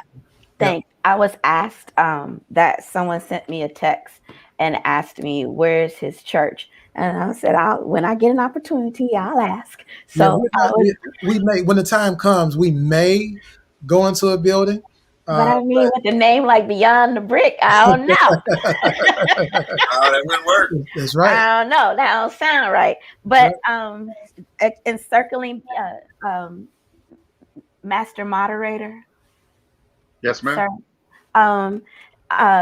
can I respond to Chief Raka and Tomasa at the same time too? The floor is yours. Okay, thank you. So, Chief Raka, you asked what did we think about ATMs in the church, and it felt like you being forced to pay. I've never seen an ATM in the church, so I can't answer that, but I will let you know that I'm glad that I have not seen an ATM in the church, because I rely on retail therapy a whole lot. And it would just make it super easy for me to go shopping after church, because after you've been up in high praise, you got to go spend some money somewhere. Amen. But so, sir, and if it made you feel some kind of way, you know, I I don't want to apologize for something that I had nothing to do with, and at the same time, I want to let you know that I hear you with my heart. Okay, so Tomasa, Madam Tomasa, greed turned you from church. I feel you on that, sis, because there are some people who are masterly gifted, and raising the offering so that when they speak, they have the phonics necessary to cause some type of movement in your body, cause an affect in your body that will compel you to give. And I have come to learn to, when I hear that I don't give, because it turns giving into an emotion and not into a thoughtful process of wanting to give, to sow. Because when you sow, I am a gardener. So when you sow into the earth, it is with intentionality. It is not with an emotion. And again, I feel you with my heart, because I don't like that either. So I am in agreement with you. So, what was your question again, Sugar? Actually, you actually answered it initially, because you gave the resources, and I was just reiterating for brother Johnny. This will probably be the last question, unless you guys want to continue, because I was told that some people have limited time. The question I want to ask now is, brother Allen touched on it earlier. You know, he talks about Judaism, he talked about Islam, and he actually talked about its roots in Africana studies. You know, I've learned from via Dr. Henry Clark that monotheology was discovered on the continent. You know, whether it's Judaism, Islam, or Christianity, it was all studied. That is the basis. It all comes from the continent. You guys spoke about how you spoke about, to be specific, Sister Black Cotton, how they've co-opted culture out of northeastern Africa to remove us.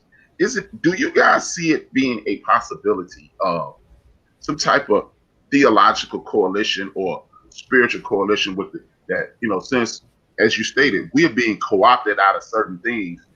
Some of us are Jehovah's Witnesses, some of us are from the Islamic faith, some of us are Jews, some of us are Christians, some of us are Catholic. Is there any way to make sort of like a rainbow coalition, or do you think that's possible, so we can not remove our faith? That would be the wrong terminology.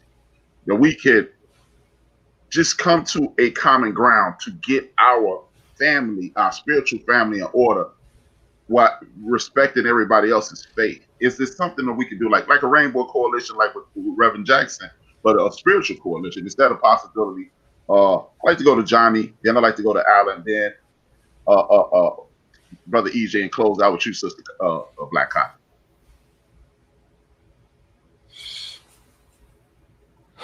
That's a good question. I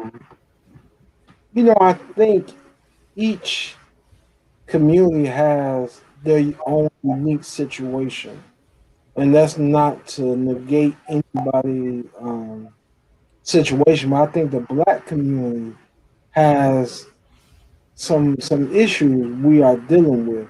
I think we can combine like a rainbow coalition, but I think sometimes we lose track of concerns that are unique to Black people.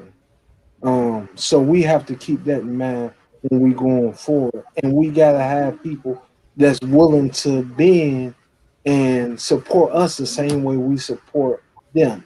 I just feel as working with organizing different things. I know a lot of Black communities, a lot of organizations, they've been over backwards for other communities, but when it comes time for our support, is not seen as much. I would say that over the last year, in some of these situations that occurred with the innocent killing of Black people, I have seen more participation. But I think that's because of social media, and you can't hide from some of this stuff. It's right there at you. So, with that being said, I think it will work, but we have to continue to work within the Black community, work some of those issues we have. Yeah, I agree with Reverend Johnny that your question is, can it happen? Yes, it can. Anything can happen. Will it happen? I don't know. Will it happen while I'm here on earth? But I do know that what Reverend Johnny said is true, that there are some things that we need to deal with as a people. Dr. Joy DeGruy has a book out called Post-Traumatic Slave Syndrome. And in that book, she talks about the infighting that takes place amongst African Americans due to a mentality that we had during slavery. So when it is that a slave owner wanted to have his way with the slave's daughter, the mother in innocence would say, she's no good. You don't need her. She's not good for anything. And she did that in innocence to protect her daughter. But that mentality, Dr. Joy argues that it transferred down through generations. And here we are today, when someone is successful, we have that same mindset that they shouldn't be in that position. How does he have this show? He must have did something. He must have sold something, or he did something illicit to get to where he is. Or Sister Black Cotton, how did she get into seminary? She must have, she did something to get there, or whatnot. And as a people, that's only because we're still suffering with some wounds that are there that stems from slavery. And the only way we can heal is if we first identify the wound. Once we do that, then perhaps we can come together as a people and sing Kumbaya and keep it moving. But until then, we got to first identify these wounds and deal with them. That's right. Yeah. So Alan's point about the post-traumatic slave disorder definitely has played a major role in the way we've created our culture and the way that we interact with one another. And obviously, a lot of this is beyond our conscious cerebral cortex. We're not consciously thinking about this stuff. It's just, there's that story about the mama who's using the bunt pan to cook a ham, and the daughter asks her why she always cuts the ends off, and the mama said, I don't know, you got to ask your grandmama, So the daughter calls the grandmama and say, Grandma, why y'all always cut the ends off, of the ham? And she said, I don't know, you got to call Big Mama. So she called Big Mama.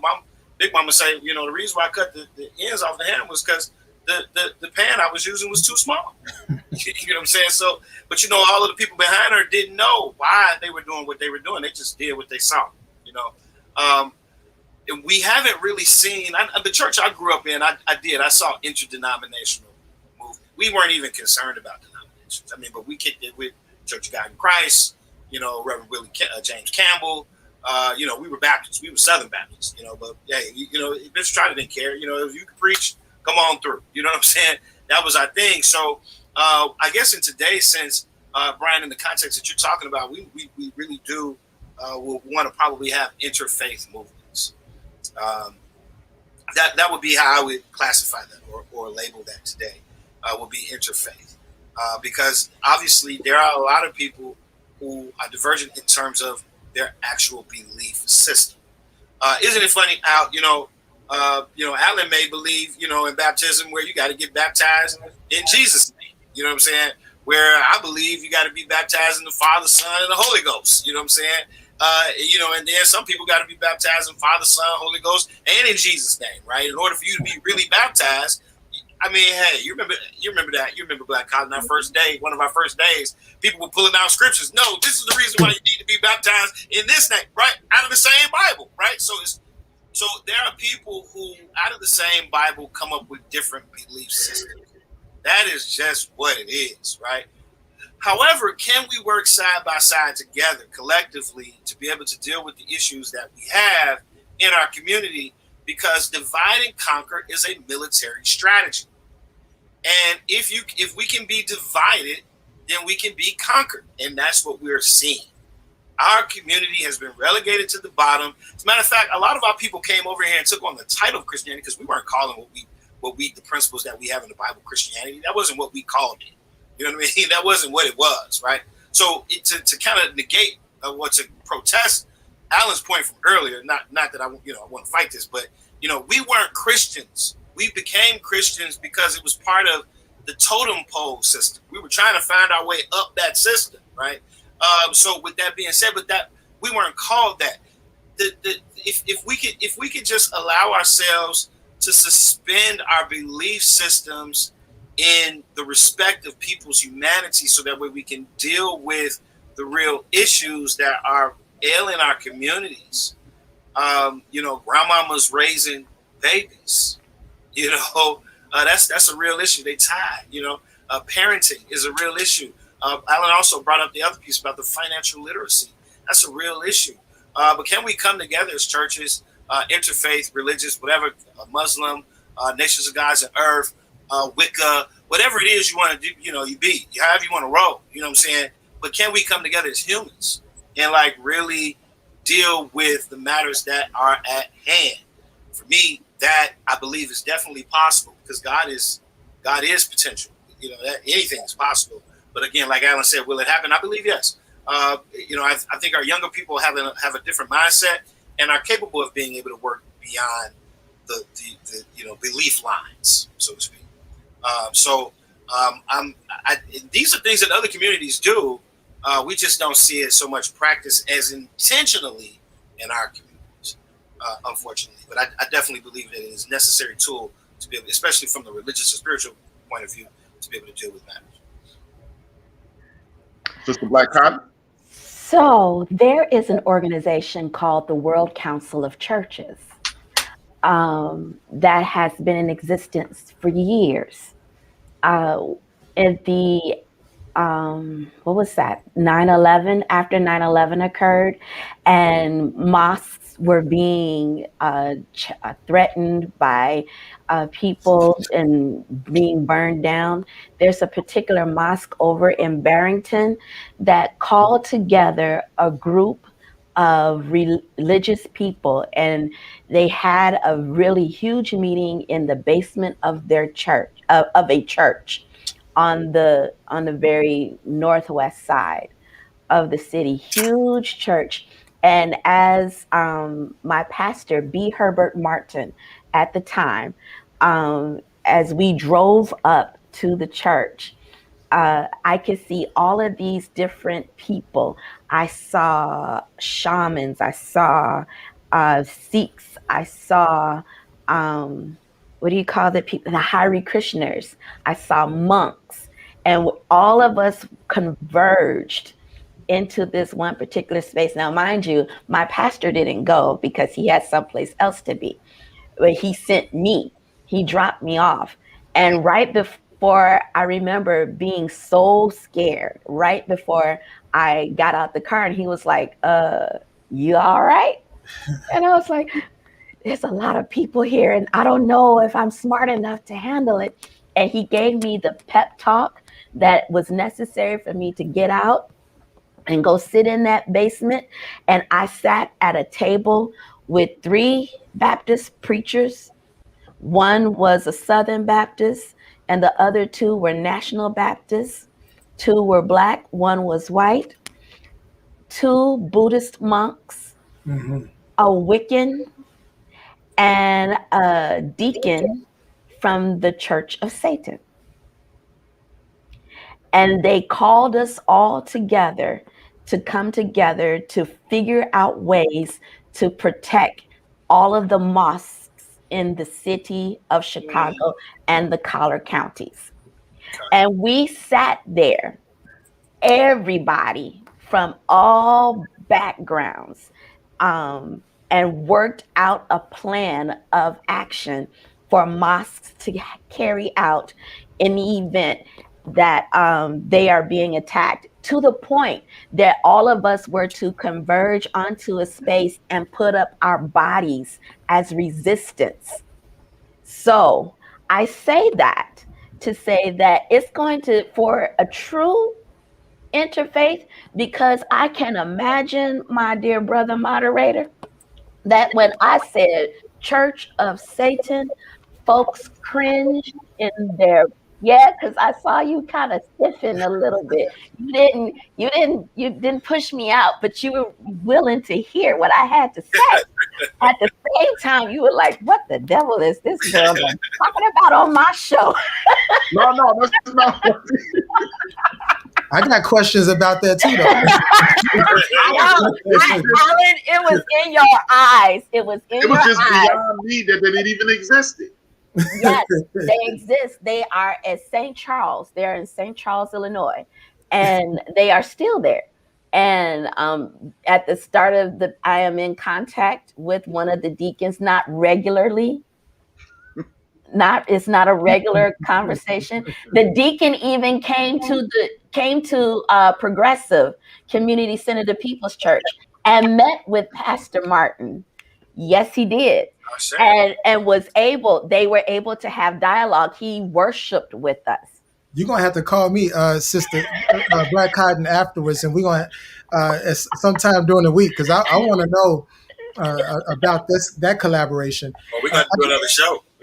Another show. I do want to say this. Yeah. I apologize. I misunderstood the question as far as interfaith.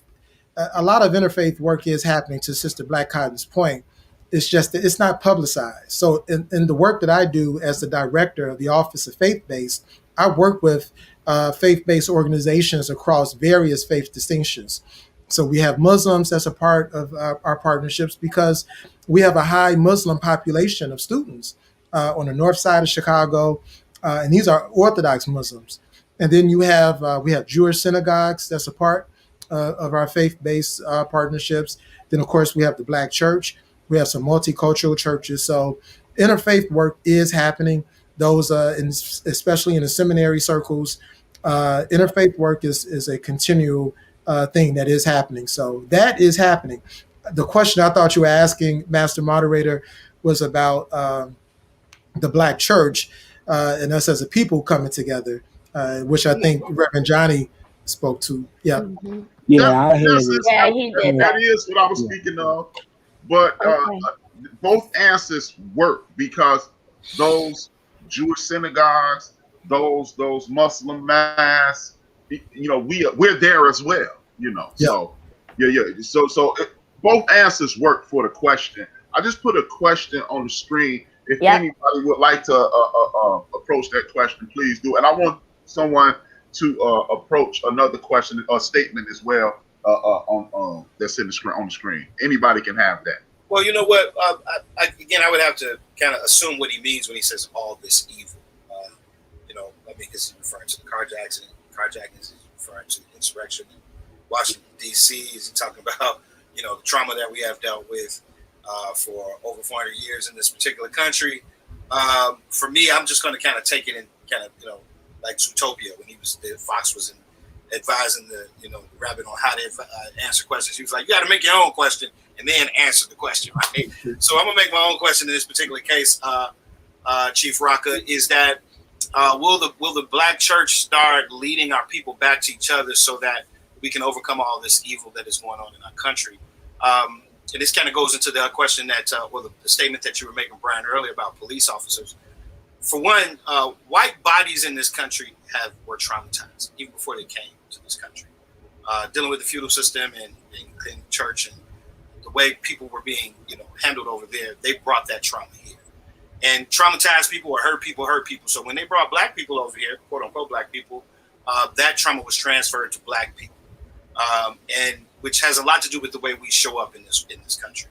And then those police officers who manage, so to speak, all of this are also traumatized. So we're looking at a lot of different bodies that are literally feeling trauma.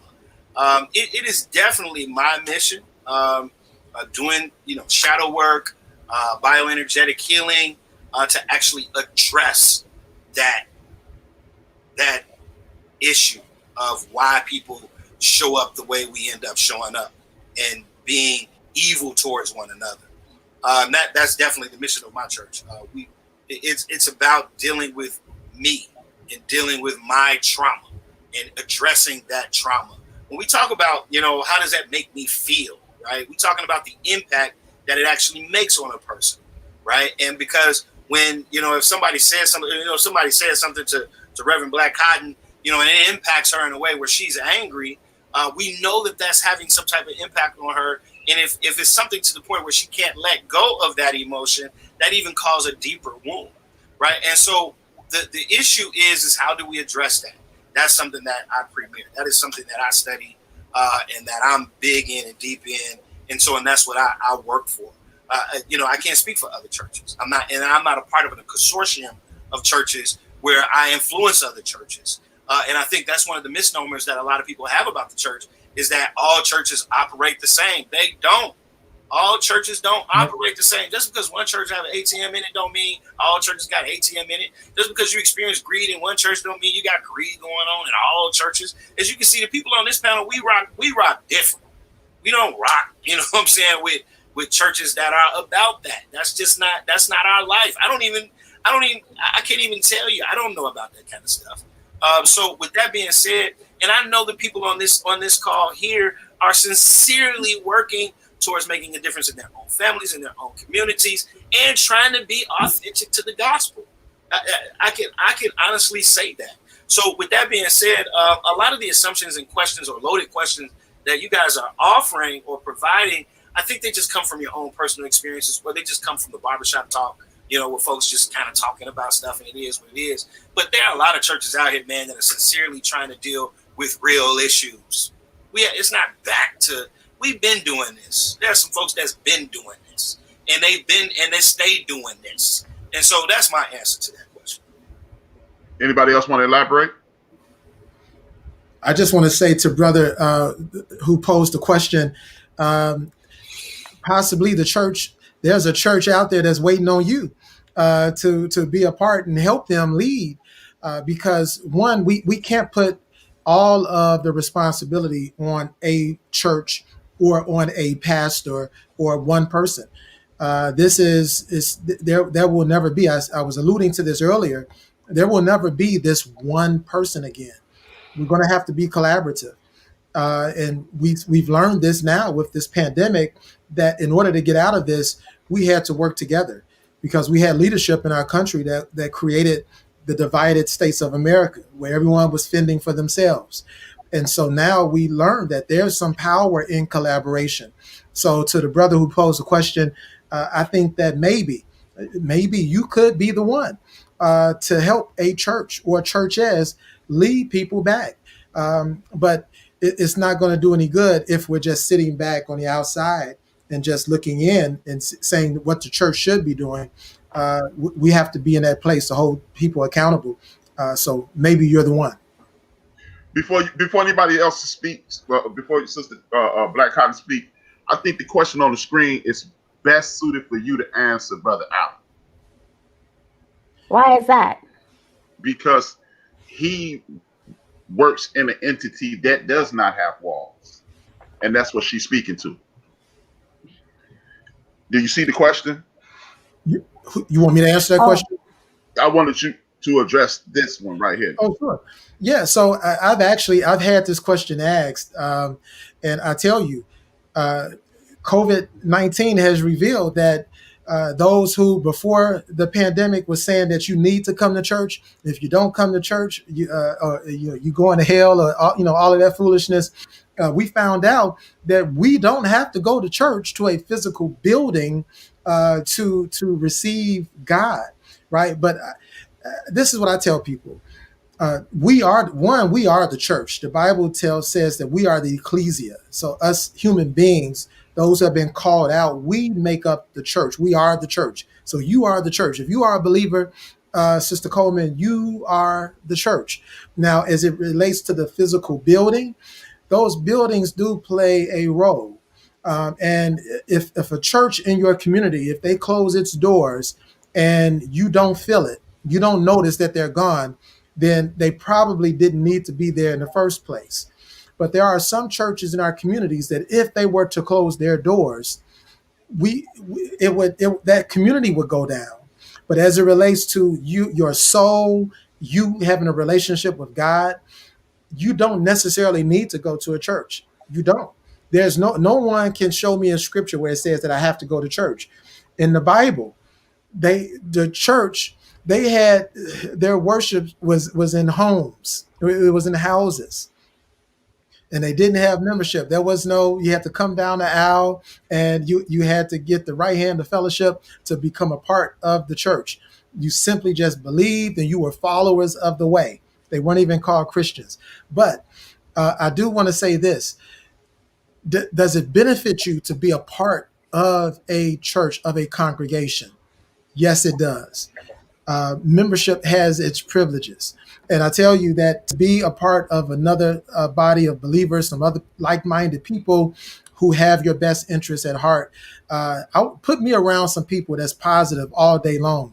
Put me amongst a group of people who's going to look out for me. I tell you, in the Jewish synagogues, when someone finds themselves in trouble and they need a lawyer, they need a doctor, they got everything right there. Come on. That's it. It should be the same way in our churches. Everything that we need, whoever we need access to, it should be right there in our churches. And I was blessed to be a part of one of those churches, Apostolic Church of God. We had everything right there. We had people, Michael Jordan's mother to this day is a member of that church. You had Don Thompson, who was a former CEO at McDonald's, who was a member of that church. And when people, because I saw in one of the comments was about utilities and things like that. We paid for people's utilities. If the utilities were cut off, we helped other churches that were on the brinks of not being able to, to meet their mortgage responsibilities. So those are some of the benefits that come with being a part of a church. So to answer your question, do you have to go to receive Christ or to be saved? No. But does it benefit you? Yes, it does. And Sister Black Cotton, if you would like to address that as well, feel free. But I just, I was just saying, hey, this is his wheelhouse. That's why I directed it towards him. But you feel free. The floor is yours. Thank you, darling. I appreciate it. Tomasa, I'm hoping I am saying your name correctly. On YouTube, there is a woman by the name of Reverend Melva Sampson, who is the curator of what's called the Pink Robe Chronicles. And what she has done on a Sunday morning has revolutionized how we think of meeting for church on a Sunday morning. Oftentimes, before the pandemic started, and I'm running out to church and I'm running late, it's because I have been sitting in my pink robe, listening to my girl preaching and teaching and just being real. At the start of all of this, before all of the music restrictions and copyright infringement came into play, we would have the service where she would just preach and have this whole conversation and talk to us. And then after that is over, there was a whole after party. And so where she was playing, she's from Miami. She's from the South Florida area, living currently in North Carolina. So she's playing Baltimore house. She's playing DC go-go music. She's playing occasionally. She would throw in some Chicago house. I had to, get her about that. And at the same time, we would have communion, and communion would look like part of a sandwich and a glass of wine.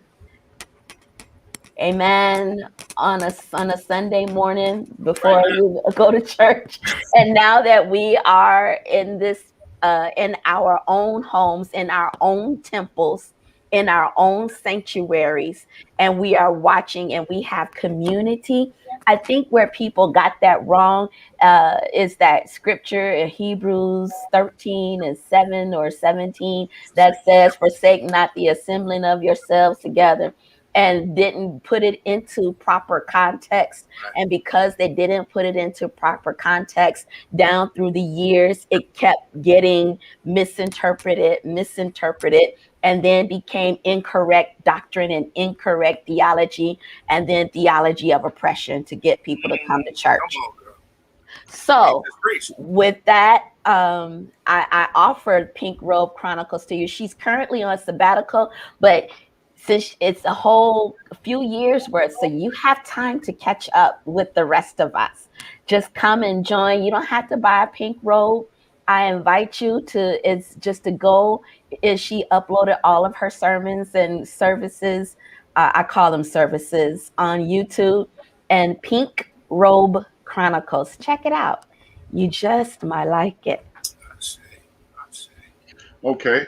With that being said, I just want to address what the show's about.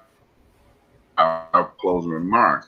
Basically, the reason I had this show is because spiritual. I do believe that we are some of the most, if not the most spiritual people on the planet, and I think people are discouraged by some of that. As Brother EJ said, some of our personal experiences are running us away from each other, and B, the church, which will help strengthen each other.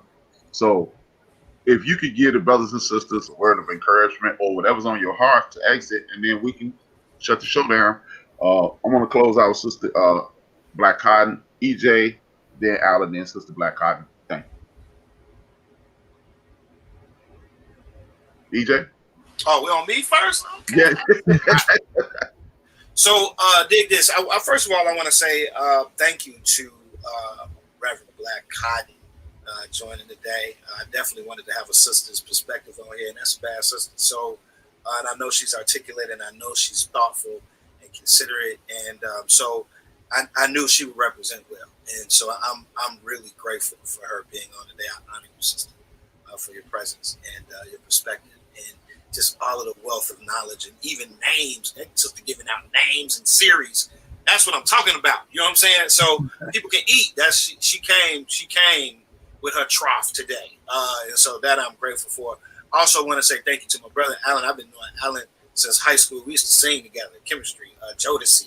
You see what I'm saying? And I'm really grateful for the evolution of his ministry. He's always been a good brother, genuinely good brother. So he's the type of person who you want to see as a pastor, overseeing other people and helping other people and having his hand on the spigot, resources to be able to assist people. So I'm grateful for his perspective. I love how he's taken his message and really modernized it so that way it can connect with people. So I'm really grateful for him being on today, taking the time, because I know he's busy. I know he has a lot going on. So I'm grateful for him. Also, I honor you, brother. I appreciate your presence for being on here. So in terms of what I just want to give people today, in terms of the church and, and just, kind of summing up what my experience is. First of all, I'm grateful myself being able to be on. I just met Brian last week in another call similar to this, and we were discussing some other matters, and we just kind of connected. So I'm really grateful for the work you're doing, brother, and bringing people together like this so that way we can have positive conversations. I just want to say, I'm grateful for all of the voices. Johnny being on, I know he's not here, but I just want to thank God for that, brother. Amazing writer. good brother as well, good-hearted brother. And what I really want to say is that these people that were on this panel today took out their whatever it is that you clean tarnish off with, because the church has been tarnished. And so I'm grateful for their voices and their work and their experience, being able to take out that rag and take a little bit of that tarnish off today. And hopefully the people who have listened today are able to see that all churches are not what you think that they are. I remember Pastor Galen at CUT used to say, he said, whatever you think of God, God is not. Okay? And so, what people are thinking about the church is not. It is not. I used to have a lot of heavy criticism about the church, but what I realize is the churches, and especially in a lot of different communities, is just doing the best it can with the resources that it has and the knowledge that it has. And you see that the church keep progressing. I'm so grateful for so many brothers and sisters going to college, going to secondary, post-secondary education, so that way they can hammer in and get the truth about what's really being said, as opposed to getting this doctrine from our oppressors, quote unquote. And so that's what I have for you, is that the church, what you knew and your grandmama knew and your mama knew, the church is not that. It is way more than that. And I do miss that church, because that was a very valuable experience for me. It definitely kept me out of the streets. It definitely gave me a lot of experience to meet a lot of good people. I flew all around this country because of church. And so with that, I'm in, or I'm out. Brother Allen? Yes, sir. So thank you. Is it, I think I heard EJ say Brian. Is it Indeed Brian? it is. Brother Brian, thank you so much for allowing me to be a part of this. Thank you, Brother EJ, my brother. Wow, man, over 25 years now. I've been knowing EJ, and I thank him for the invite. He has been a preacher ever since I've known him. He was the only one who was preaching when we were in high school, even though we were still the mischievous kids that we were. He was already preaching then. He and I were both finalists for the I don't know if he remembers this, but for our for the senior year, there was a finalist for the speech, who was going to give the speech at the graduation. And and he actually gave the speech that year.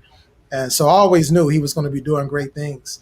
And to Sister Black Cotton, thank you. It was an honor and a pleasure to be with you on this panel today. And Reverend Johnny, I've had the pleasure of serving with him for 3.5 years at the Metropolitan Apostolic Community Church in Bronzeville.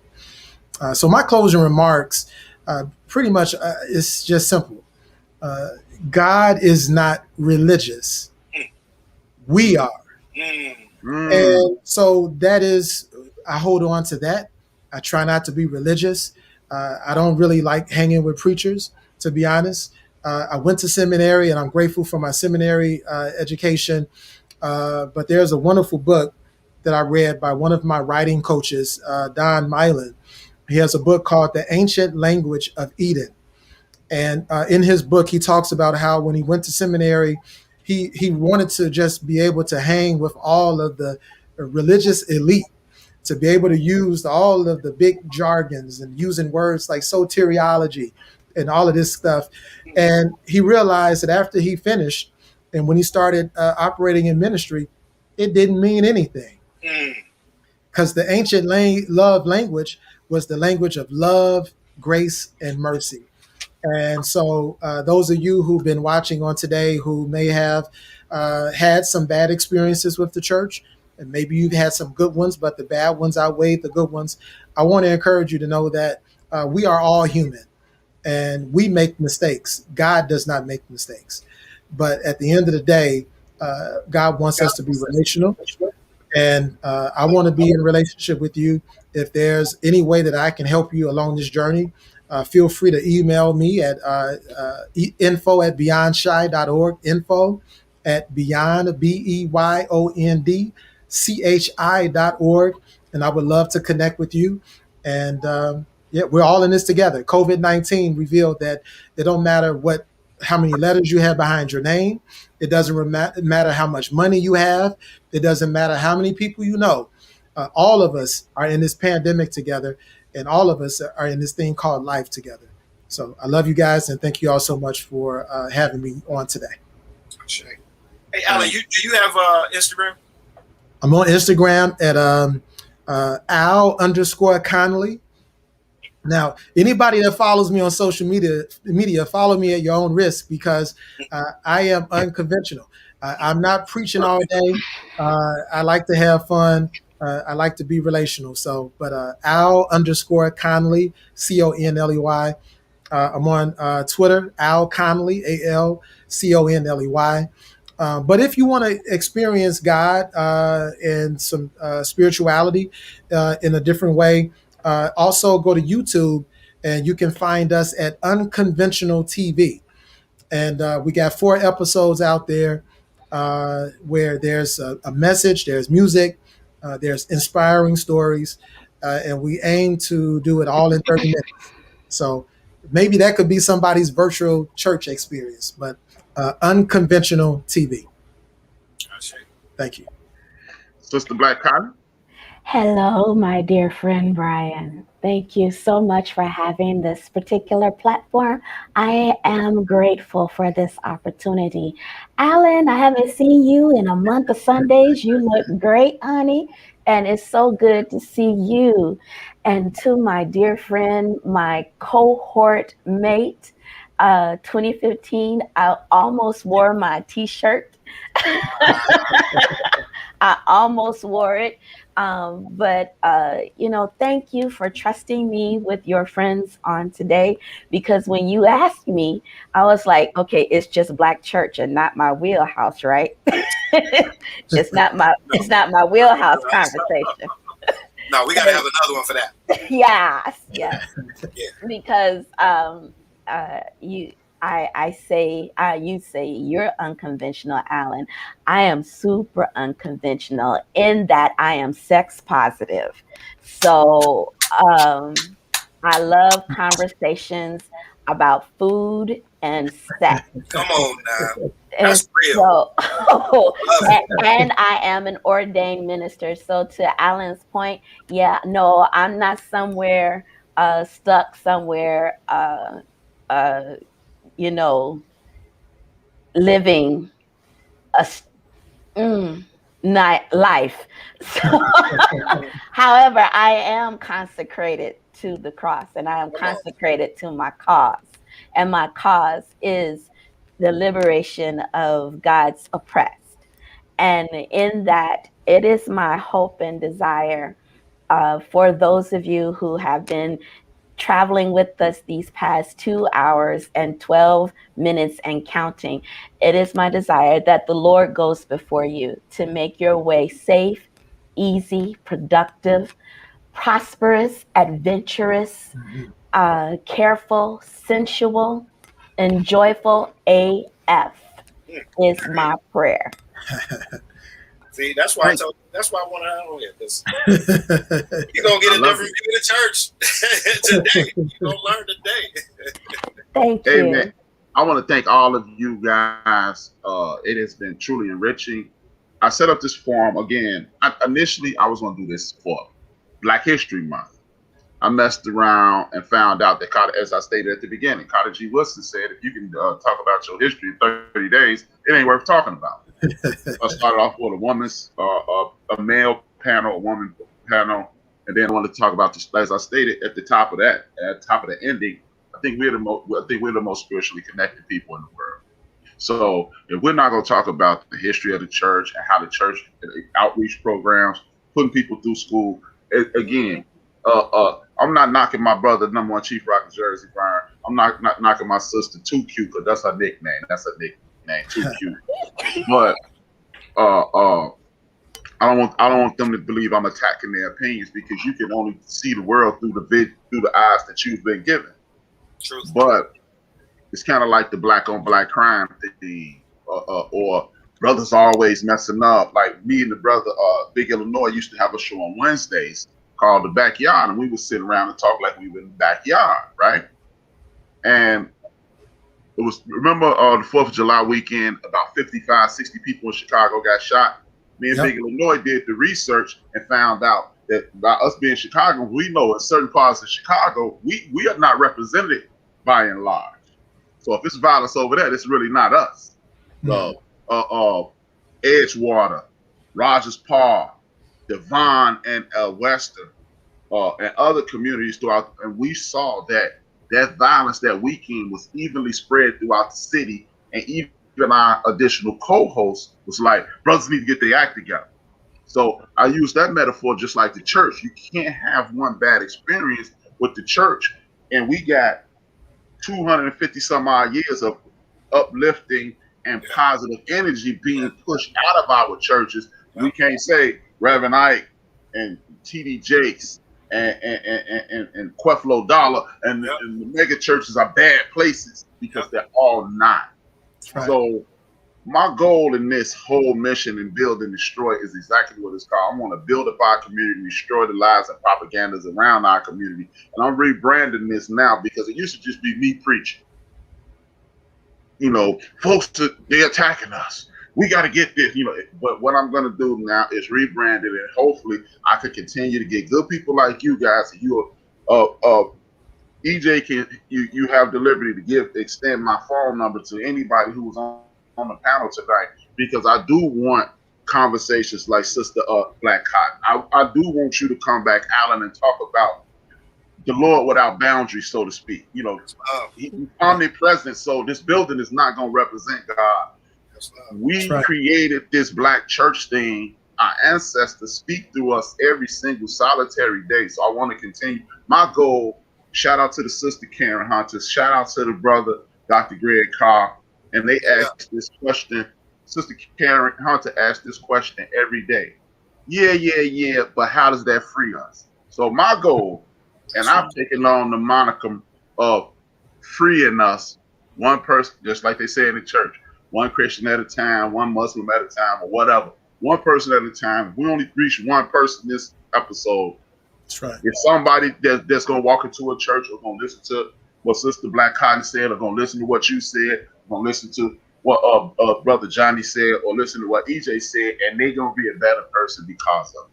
So I want to, next week, I was going to do a little lip professing on my own, but I'm reconfiguring that again, because I want next week's show is going to be on the impact of us in the entertainment world, as well as how it's doing detriment to us and how we can get past it. So if you're interested, please hit the subscribe button, hit the like button, and come back next week. I'm going to open up the panel to listeners in the chat rooms, and you can come in and talk to us.